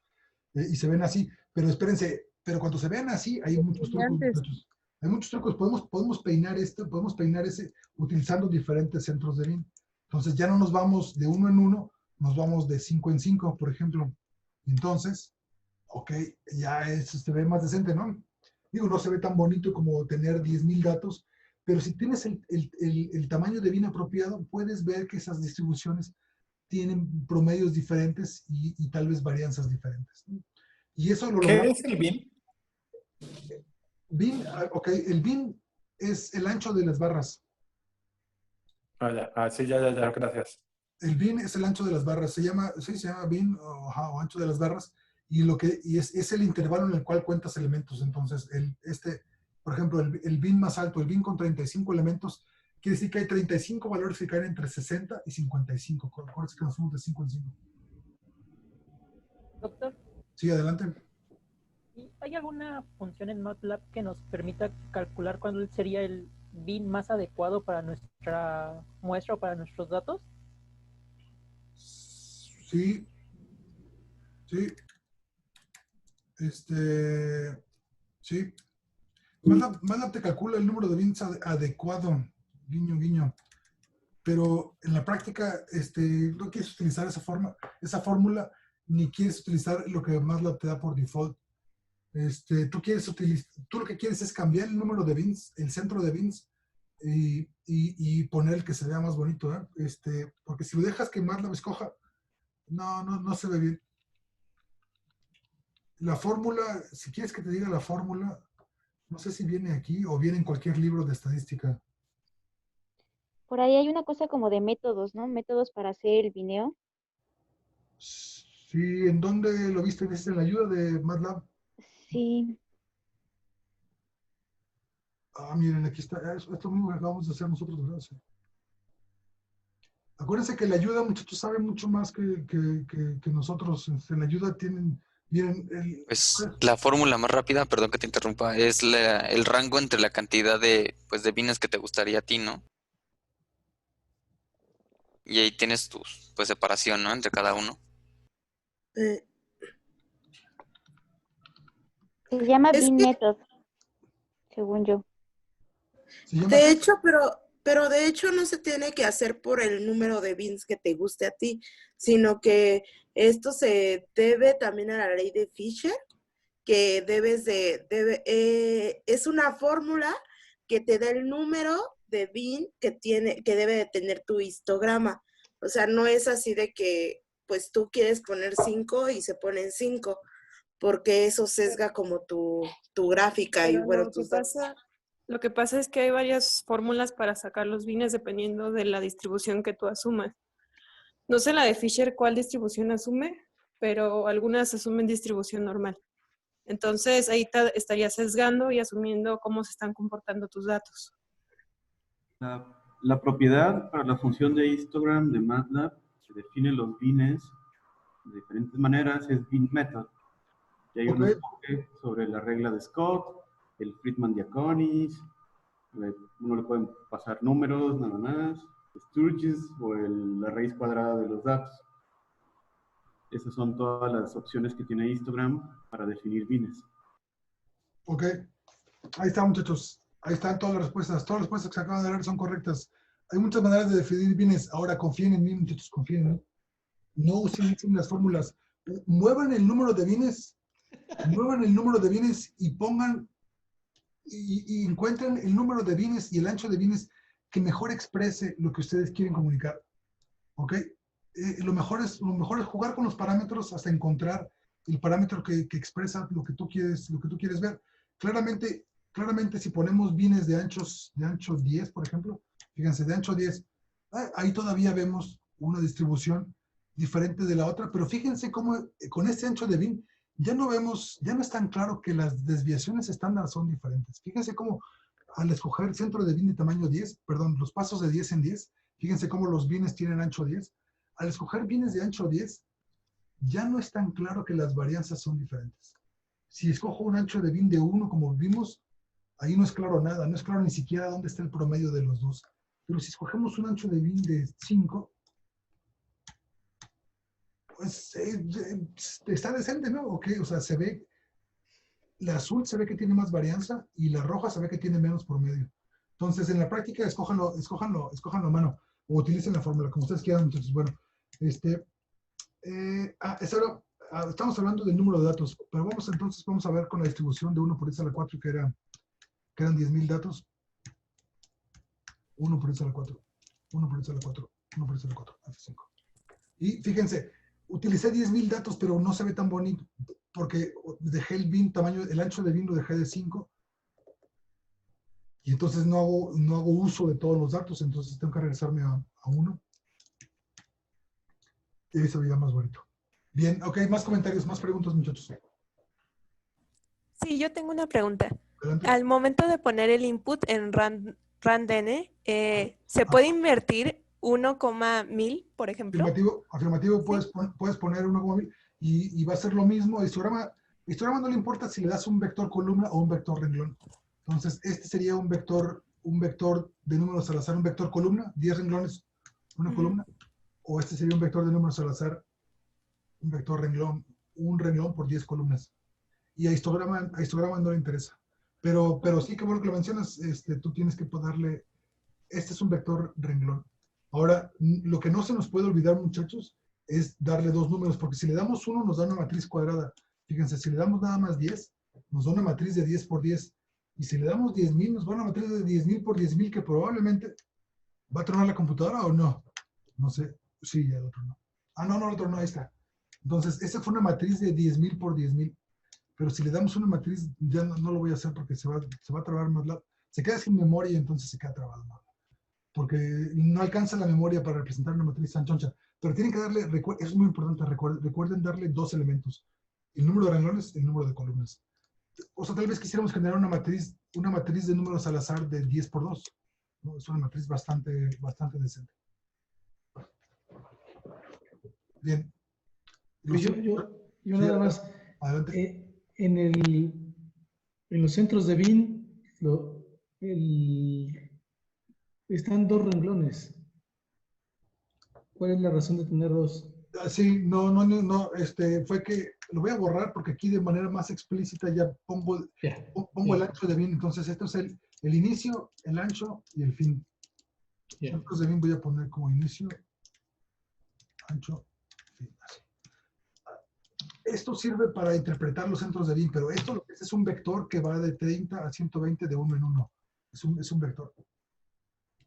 En este caso, en el contexto de centros de bin, es que este es el inicio, el fin y el ancho del bin. Pero es un vector de 30 a 120, de 5 en 5 o de los pasos que nosotros querramos. Perdón, yo me perdí un poco. Si no pongo el 1, igual, o sea, si pongo el 30, 2.120, ¿lo hace de uno en uno? Correcto. El 1 así es. Tal como tú lo dices, el 1 es por default. De 30 a 120 va de uno en uno. Y esto es exactamente igual que poner un 1 aquí. Ajá. Pero fíjate cómo es más bonito ser explícito. Es más bonito poner de 30 de uno en uno. Porque en cuanto lo ves, dices, que es de uno en uno. Puedo ir de 5 en 5. Y en cambio, si nada más ves esto, no es inmediatamente explícito que podrías tener un ancho diferente. Así es más explícito. Nice. Bien, lo sigo escuchando, muchachos. También puedes ir de punto en 5.5 o de punto 1.1. Correcto, exactamente. Tienes una bola de datos, podemos darnos el lujo de irnos de punto 5.5. Fíjense, está bonito, como dice Ranier. Si nos vamos de punto 5.5, ya se ven despeinaditos los bines, ¿no? Pero está bien, esa gráfica demuestra la variabilidad de los datos, ¿no? Exacto. Uno en uno está bien. Esa gráfica No sé por qué se ve mejor esta que la otra, pero como les digo, es a gusto del consumidor, como ustedes quieran. Bien, ya tenemos esto, muchachos. Entonces,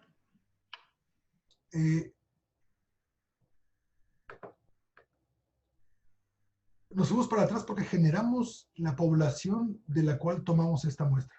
Pero entonces abre un mundo de posibilidades. ¿Por qué no tomamos otra muestra de esta población? En lugar de quedarnos con la muestra que acabamos de tener, con la muestra de verdad, podemos tomar una muestra ficticia. ¿Cómo tomamos una muestra ficticia de esta población, muchachos? Entonces, fíjense lo que vamos a hacer. Vamos a tomar una muestra ficticia de esa población. ¿Cómo lo tomamos? Pues muy fácil. Copio random n, bla, bla, bla, bla, bla, bla.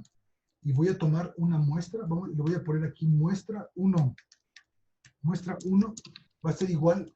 Pero entonces ya no quiero 10,000 elementos porque 10,000 ya suena como población. Ya no suena muestra. O sea, 10,000 suena como población. ¿De qué tamaño quiero esa muestra? Pues del mismo tamaño que de la muestra original. ¿Qué tamaño tiene el vector de pesos hombres? Length.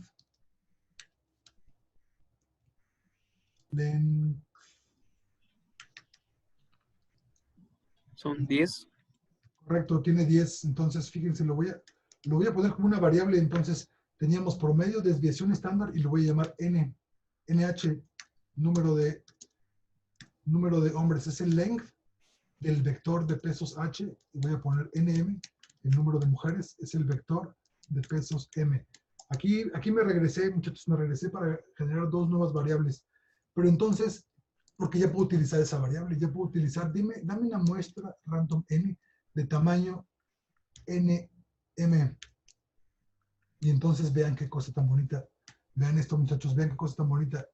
Aquí, la muestra 1 son 10 datos nuevos que tienen la misma desviación, que provienen de una población que tienen la misma desviación estándar y el mismo promedio, pero son datos nuevos. Es una nueva muestra. No, díganme si eso no está genial. Si eso no les gusta y no los sorprende y no los mueve, muchachos, no tienen sentimientos. Tienen sensibilidad para la ciencia. Es una nueva muestra, muchachos. Es una nueva muestra de la población. Aunque la población no la conocemos, el random N nos permite tomar muestras de una población que no conocemos.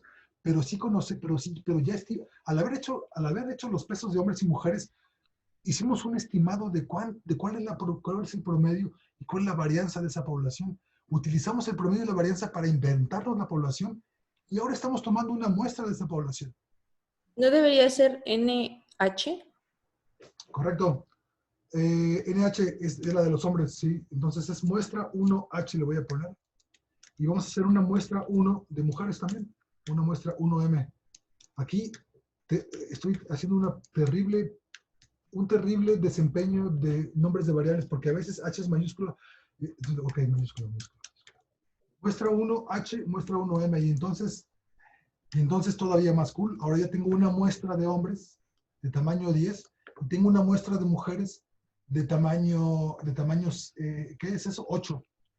Tenemos dos vectores, tenemos dos muestras adicionales de hombres y de mujeres. Y entonces, vean lo que vamos a hacer ahora. Vamos a ver la diferencia. Pero tendrías que cambiar también la desviación estándar de hombres a la de mujeres, ¿no? Correcto, así es, Ranier, tienes toda la razón. Aquí la desviación estándar es de mujeres y el promedio es de mujeres, correcto. Fíjense qué fácil es que se metan los bugs a nuestro código, porque bien, yo me pude haber ido de corrido, así, ya publicar el artículo con las variables equivocadas, en lugar de, qué bueno que Ranier se dio cuenta, en lugar de utilizar standard deviation de las mujeres y el promedio de las mujeres, estaba utilizando los mismos para los dos. Pues estaba tomando muestras de la misma población, lo cual es un error garrafal, ¿no? Es un error garrafal. Ok, gracias, Ranier, por avisarnos. Ahora sí, la muestra H proviene de la desviación estándar de H, del promedio de H, y la muestra M proviene de la desviación estándar de M y el promedio de M. Bien, pero entonces ahora, aquí viene el paso clave. Vamos a sacar la diferencia de las muestras. Entonces es igual a muestra 1H, el promedio, le muestra 1H menos el promedio, le muestra 1M, F5. Y entonces la diferencia de las muestras que nos inventamos es de 16. ¿Y cuál era la diferencia de los datos duros que tenemos? 14.4. Vean esto, muchachos. Vean, tenemos que meditar largo y pausado sobre esto. Voy a volver a ejecutar esto. La diferencia de la muestra, la diferencia de los datos, vamos a llamarle datos, la diferencia de los datos es 14.45 y no se va a mover porque los datos son los datos. Eso es lo bonito. Pero cada vez que corremos el código y generamos una nueva muestra, esta diferencia ahora vale 11. F5. Esta diferencia vale 23. F5. Esta diferencia vale 17. Esta diferencia vale 16. Esta diferencia vale 17. Quiero que lo hagan, muchachos. Háganlo. Que corran este código varias veces y vean cómo la diferencia de las muestras es distinta cada vez que corremos el código. Y entonces estas diferencias es la variabilidad asociada a una muestra de tamaño 8 y 10. Es la variabilidad asociada a la diferencia de dos poblaciones, a la diferencia de dos muestras de tamaño 8, de tamaño 10. ¿Ok? Pero esto ilustra un concepto muy importante. Ilustra un concepto muy importante en el que podemos ver cómo la diferencia que obtuvimos pues fue una diferencia particular de nuestros datos de este experimento. Pero bien pudimos haber obtenido una muestra de 18, bien pudimos haber obtenido una muestra una diferencia de 15, una diferencia, vean esto, una diferencia de 0. Wow. Una diferencia de 0, muchachos. Es posible tomar una muestra de tamaño 8 y una muestra de tamaño 10 y haber obtenido una diferencia de tamaño 0. Aunque nosotros sabemos, ¿por qué lo sabemos? Porque aquí lo estamos viendo, porque lo estamos programando. Sabemos que la población H proviene, la población H y la población M son distribuciones con diferente promedio. Sin embargo, al tomar muestras aleatorias, esa diferencia puede salir 0. Entonces, ilustra un concepto de estadística muy importante. O sea, lo estamos viendo, yo lo vi y nadie me lo contó. Y es que toda estadística que tomamos de una muestra tiene asociada una variabilidad. Y una de las funciones principales de la estadística es decirnos cuál es la variabilidad que tenemos que asociar al estimado que acabamos de calcular. En este caso, el estimado es la diferencia de los promedios entre hombres y mujeres. Ese es el estadístico. Es el estadístico que estamos calculando, la diferencia entre los promedios de hombres y mujeres. Pero tenemos que tener en cuenta que ese estadístico tiene asociada una variabilidad. Y no solo tenemos que tomar en cuenta, lo estamos viendo en este momento. Cada vez que tomamos una muestra de tamaño 8 y tamaño 10, la diferencia entre las muestras cambia. Cambia cada vez que generamos un experimento nuevo. Entonces, quiero que apreciemos este ejercicio que estamos haciendo, muchachos. Estamos viendo la variabilidad asociada a un estadístico. ¿Sí? Una pregunta. ¿Habrá forma de, ¿cómo puedo decir? No sé si sea la de variabilidad. Una forma de estimar cuál es la mínima diferencia que puedes tener entre tus muestras o una diferencia máxima? Bien, muy buena pregunta. Muy buena pregunta. Muy buena pregunta. La respuesta es no, no existe. No existe una mínima diferencia. Lo que existe es una muy buena pregunta porque entramos en un terreno bien bonito en el que nunca puedes saber cuál es la diferencia verdadera de nada. Eso está súper bonito. En realidad nunca puedes saber el valor verdadero de las cosas, pero lo que sí puedes saber es cuál es la probabilidad de obtener esa diferencia al azar. Entonces, esto es profundo. Este es un concepto muy profundo. Es un concepto muy profundo. Nunca vamos a saber si la diferencia entre hombres y mujeres es verdadera en el sentido filosófico, en el sentido platónico de verdad. Nunca vamos a saber si la diferencia es verdadera o no. Pero lo que sí podemos hacer es calcular ¿cuál es la probabilidad de que esa diferencia provenga del azar? Cuando esa probabilidad es muy baja, entonces decimos que la P es 0.05. Yo tengo una duda ahí, perdón. ¿Qué quiere decir una P de 0.05? Quiere decir que la probabilidad de observar esa diferencia al azar es 1 entre, ¿cuánto? Entre 950, es 0.05. Adelante, Gabriel.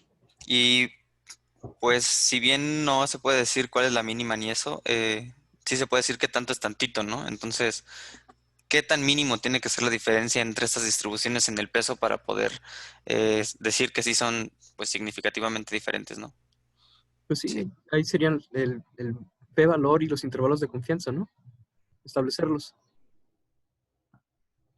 Sí, ok, entiendo que quieren encontrar un mínimo.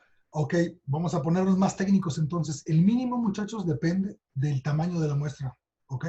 Si tienes una muestra muy grande, si tienes una muestra de 10,000 elementos, puedes distinguir diferencias de promedios de medio kilo, ok. Si una población pesa medio kilo más que otra, pero tienes 10,000 datos de una y 10,000 datos de otra, es probable que puedas decir que puedes distinguir una diferencia de medio kilo.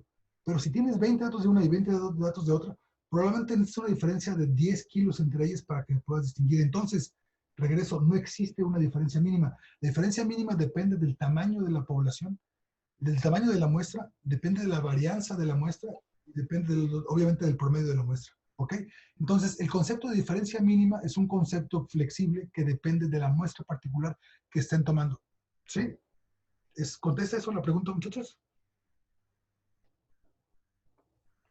Sí, más o menos. Sí, gracias. Sí. Entonces es un concepto probabilístico. Sí, ¿no? pero espérense, pero todavía no llegamos a eso. Ustedes se están adelantando y quieren, yo quiero saber si es diferente o no. Todavía no, vamos, nos estamos yendo muy, muy despacio, muchachos. Todavía no sabemos si la diferencia es significativa o no, y cuál es su intervalo, y cuál es la P asociada. Todavía no sabemos nada de eso, todavía no llegamos hasta allá. Lo que apenas estamos viendo es entendiendo el concepto de que toda muestra estadística tiene asociada una variabilidad. Apenas estamos ahí. O sea, apenas estamos diciendo, ay, cabrón, o sea, de verdad, sí, de verdad, cada vez que tú generes un experimento, vas a obtener valores diferentes. Y es muy importante porque cuando uno hace un experimento, muchachos, uno le tiene amor a sus experimentos. Entonces, yo le medí la tasa de disparo a la neurona de Timoteo, eso fue uno de los monos. Le medí la tasa de disparo de las neuronas de la corteza visual de Timoteo y tengo 2,000 neuronas y el promedio de la tasa de disparo es 24.5. Entonces yo creo que 24.5 es el promedio de la tasa de disparo de las neuronas del E4 de Timoteo. Pero no es cierto. 24.5 es un estimado. 24.5 es un valor que pudo salir diferente si yo hubiera registrado neuronas diferentes o hubiera registrado un mono diferente. Yo tengo que saber que 24.5 es un estimado que tiene asociado una variabilidad. Entonces, cuando ustedes vean sus datos, no piensen que sus datos representan la verdad. Representan apenas un estimado tomado de una muestra que puede, si ustedes repiten el experimento, ese valor va a salir diferente. Y lo que estamos haciendo aquí es repetir ese experimento. Cada vez que le damos F5, estamos repitiendo el experimento. Entonces, en lugar de hacer réplicas de un experimento de 20 veces en el laboratorio, lo que estamos haciendo aquí en el laboratorio de MATLAB es ver la diferencia, la variabilidad asociada a la diferencia de las muestras. Todavía no estamos calculando el mínimo. Vamos a calcular muchos efectivamente cuál es la distancia a la cual tienen que estar separadas para decir si son significativas o no. De una vez les digo que la distancia depende del tamaño de la muestra. Tenemos unas muestras muy chonchas, la diferencia es muy pequeña, muestras muy pequeñas, muestras de tamaño de muestras con pocos elementos requieren diferencias más grandes. Si quieren nos adelantamos a eso, pero apenas estamos ilustrando el concepto de la variabilidad asociado a un estadístico.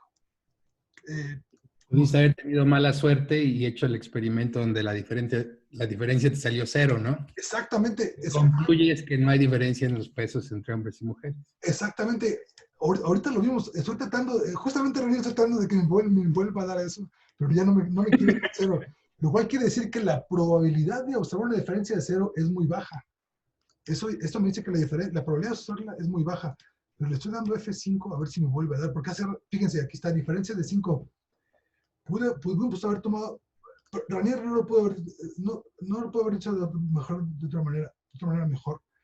te pudo haber tocado la mala suerte de que el experimento te dio 0, aunque sí había un efecto. Pero tu muestra era tan pequeña que la variabilidad asociada a la muestra era muy grande y entonces no puedes saber si hay una diferencia o no. Y puede suceder el caso contrario, ¿no? Puede ser el caso contrario que tomes muestras de poblaciones que tienen el mismo promedio, que por razones de variabilidad, la diferencia entre las muestras salió diferente de 0, salió más grande que 0, ¿no? Ok. Pero ahí también, perdón. Adelante. Ahí también, o sea, se podría interpretar que no importa la cantidad de repeticiones que hagas, de todas maneras va a haber o no diferencia, ¿no? Exactamente, no importa la repetición que hagas, va a haber diferencia. Entonces, y lo ilustras bien, el siguiente paso es, vamos a ver qué tan diferentes son. Vamos a ver la distribución de las diferentes muestras, pero para eso necesitamos sacar unas 300 muestras, unas 400. Vamos a sacar unas, ya que tenemos MATLAB, muchachos, y no nos cuesta nada, vamos a sacar, en lugar de, aquí yo me acabo de inventar una muestra 1, pero podemos inventarnos todas las muestras que queramos. Podemos repetir el experimento 500 veces, podemos repetirlo 1000 veces y podemos calcular la distribución de la diferencia de las muestras. Este es un concepto bien bonito. La distribución de la diferencia. ¿Qué tanto varían las muestras?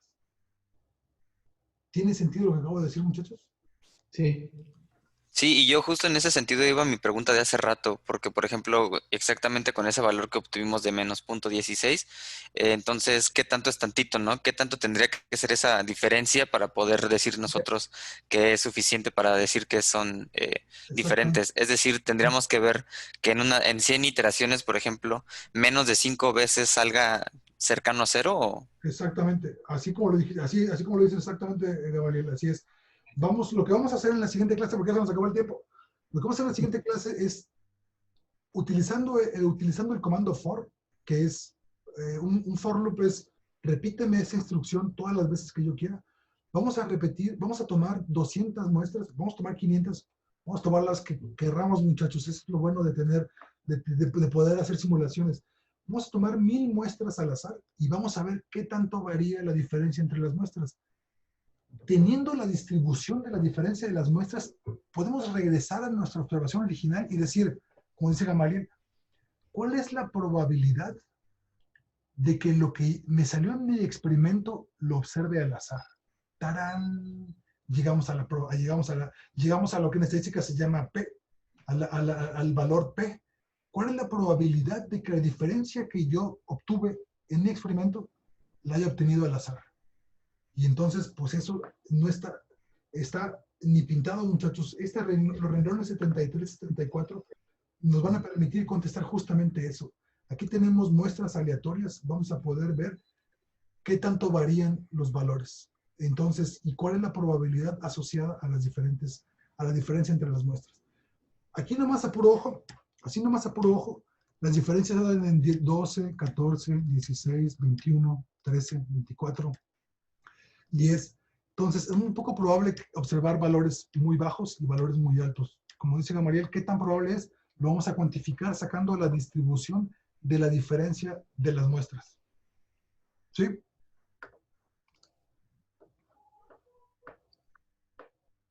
Muy bien. Ok, los escucho, muchachos. Más comentarios. Yo nada más me quedé preocupado por esto que vimos, que sí que lo vimos, de las dos muestras teniendo no diferencia. Sí. Sí, buenísimo. No, pero no. Qué bueno que te preocupas, Fer. Qué bueno que te preocupas por eso. Porque como lo dijo Ranier, nos puede tocar la mala suerte de que en un experimento no obtengamos diferencias cuando efectivamente sí las hay. Cuando nos dio hace rato una diferencia de 0, nosotros sabemos que las distribuciones son diferentes. O sea, no es que supongamos, no estamos suponiendo que son diferentes. Sabemos que son diferentes porque aquí las estamos generando. Aquí estamos diciendo que tienen diferente promedio y diferentes desviaciones. Entonces, sabemos, pero por puro azar, esa diferencia en ese experimento particular salió 0. Entonces, claro, eso sucede. Y creo que nos preocupemos. Lo que sigue, Fer, es ahora estimar cuál es la probabilidad de que nos salga eso. ¿Qué tan probable es? ¿Ok? Ahorita yo ya le he dado Ahorita yo ya le he dado, no sé, unas 20 veces y no me ha vuelto a salir una diferencia de 0. Yo ya voy como por no sé, unas 30 veces y no me sale diferencia de 0. Quiere decir que la probabilidad de observar una diferencia de 0 es baja. Y entonces, cuando tenemos una P, por ejemplo, la P de 0.01 quiere decir que es 1 entre 100. Quiere decir que la probabilidad de observar el valor de ese estadístico es 1 entre 100. Entonces dices que, pues ok, está bien, yo asumo que las diferencias son significativas o asumo los riesgos asociados a decir que son diferentes. De acuerdo. ¿Ya? Sí. Ok. Tengo otra pregunta. Pero ahí, suponiendo lo que comentó Ranier, que te toque una diferencia de 0. Nosotros sabemos que es muy poco probable porque tenemos las distribuciones anteriores, pero que si calculamos las distribuciones de esos datos desde el inicio, ¿cómo se podría evitar o sea, sí. Así como explicarlo. No, te entiendo perfectamente. Así, o sea, ¿cómo saber si sí o si no? O sea. Nosotros sabemos que no nos va a tocar 0 porque tenemos una distribución que calculamos anteriormente a partir de otros datos. Pero ¿qué si calculamos la distribución a partir de ese diferencia 0? O sea, no habría... O sea, llegaremos a un otro resultado, ¿no? Ya, o sea que las gráficas poblacionales las hayas casualmente estimado a partir de esta que nos dio diferencia 0, ¿no? Sí. Sí. Buena pregunta, sí. Sí. Pudimos haber tomado, ok, entiendo lo que dices. Pudimos haber tomado una muestra que por pura casualidad salió 0. Ajá. Es lo que te refieres, ok, eso está bien, pero eso no invalida el experimento. Eso no invalida lo que vamos a hacer a continuación, porque no importa que la diferencia haya salido 0, vamos a calcular la variabilidad asociada a esa diferencia. Entonces, vas a ver, en la siguiente clase vamos a ver cómo en realidad los valores particulares de la muestra no importan. Los valores particulares de la muestra no son muy importantes. Lo que es muy importante es conocer cuál es la variabilidad asociada a esa muestra. Lo vamos a ver en la siguiente clase. ¿Sí? Okay. Sí, simbólicamente cuando usted aprieta control F es como si estuviéramos repitiendo el experimento, ¿no? Una y otra vez. Así es, cada vez que generamos un nuevo set de números aleatorios es como repetir el experimento. Ajá. Cada vez que aprieta el botón, lo que hacen es ir a otro salón a medir los pesos. A medir los pesos de otro salón, exactamente. Pero la pregunta de su compañero es muy válida. Ahorita la muestra que tomamos dio diferencias, ¿no? No sabemos si son significativas o no, todavía no llegamos a eso, pero dio diferente. Pero su compañero dice, ¿qué tal que hubiera dado la diferencia 0 nomás por puro azar? Esas distribuciones de acá iban a salir encimadas. Pero vamos a ver la siguiente clase cómo eso no importa. No importa que salgan encimadas o no, lo que importa es qué tan variables son. Eso es lo que importa. Lo que importa es qué tan variables son. ¿Ok? Bien, muchachos. Entonces, tarea para la siguiente clase es que ustedes me manden un histograma de sus datos o un plot. No alcanzamos a ver plot. Ok, entonces manden un histograma. Pero entonces la tarea es que importen a MATLAB. Ok, la tarea está. La tarea es que importen a MATLAB los datos y me manden un archivo con sus datos, un archivo razonablemente grande. O sea, no manden más de 10 megas, ¿no? Manden un archivo chiquito o más de 100 megas, no. ¿Cuánto aguantan los correos? Aguantan 20 megas, ¿no? En un archivo adjunten una base de datos de 20 megabytes en formato MATLAB, en formato MAT, y saquen un histograma de sus datos. Rápidamente les digo que para guardar lo que tienes en MATLAB es así, save y el nombre de la variable que quieres guardar. El nombre del archivo, por ejemplo, entonces se va a llamar archivo de datos.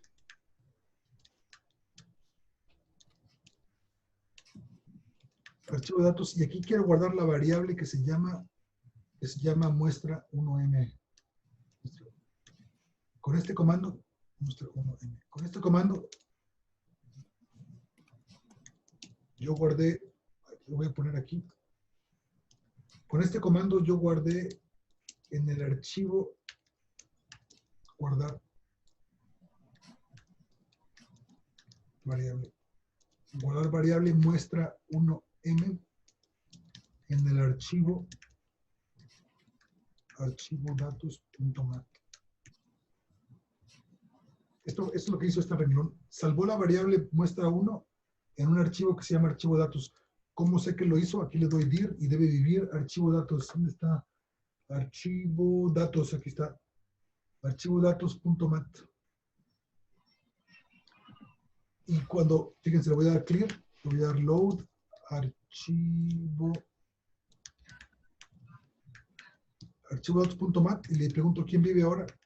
Vive la variable muestra 1.m. Nada más guardé esa variable, entonces, si ustedes omiten esto y le ponen nada más el nombre del archivo, guarda todas las variables que viven en la ventana, guarda todas las variables del command window, que también es útil. Aquí guarda todas las variables del command window. Fíjense, lo voy a hacer, voy a ejecutar esto, voy a borrar todo, CLC, le voy a preguntar quién vive, no vive nadie, y luego lo voy a cargar con load. Y ahora quién vive, viven. Era la única variable que tenía. Ok, está bien. Si no le dan, aquí guardan una variable y aquí guardan todas las variables. Entonces, tarea, guarden sus, importen datos a MATLAB, guárdenlos en formato MAT, envíenmelos y saquen un histograma de esos datos. ¿Ok? Muy bien. Bien. Y la siguiente clase, muchachos, no se la pierdan, muchachos, va a estar buenísimo. Vamos a ahora sí entrar, como todos ustedes preguntaron, ¿cuál es la diferencia que yo puedo decir que es significativa? Y fíjense que va a ser una cuestión filosófica bien importante, porque nunca puedes saber, nunca puedes estar 100% seguro, la P nunca vale 0. O sea, nunca estás, la probabilidad de que observes, la probabilidad de que la diferencia, la probabilidad de que el estadístico que tú me dices de tus datos, sea el verdadero, nunca es 0. Nunca va a ser el verdadero. Nada más tienes que saber, tenemos que calcular, tienes que estar confiado que la probabilidad de lo que tú me diste de observarlo al azar sea suficientemente baja para que creas en ese dato, para que lo puedas utilizar. No es para que creas, es para que lo puedas utilizar para algo, ¿no? En este caso, ¿para qué nos sabía saber la diferencia? Pues no sé, para lo que nos importa es saber la diferencia. Pero nunca vamos a ver si la diferencia es verdadera o no, pero sí podemos saber qué tan probable es observarlo al azar. Si decimos, es muy poco probable observarlo al azar, ok, voy a vivir con las consecuencias de decir que eso es diferente. Ok. Bien. Entonces, no se pierdan la siguiente clase, muchachos, va a estar buena. Y, por favor, envíenme la tarea. Bien. Gracias, doctor. Ok. Si no tienen más preguntas, nos vemos el siguiente jueves. Nos vemos. Gracias. Gracias. Gracias, doctor. Sí. Gracias. Gracias.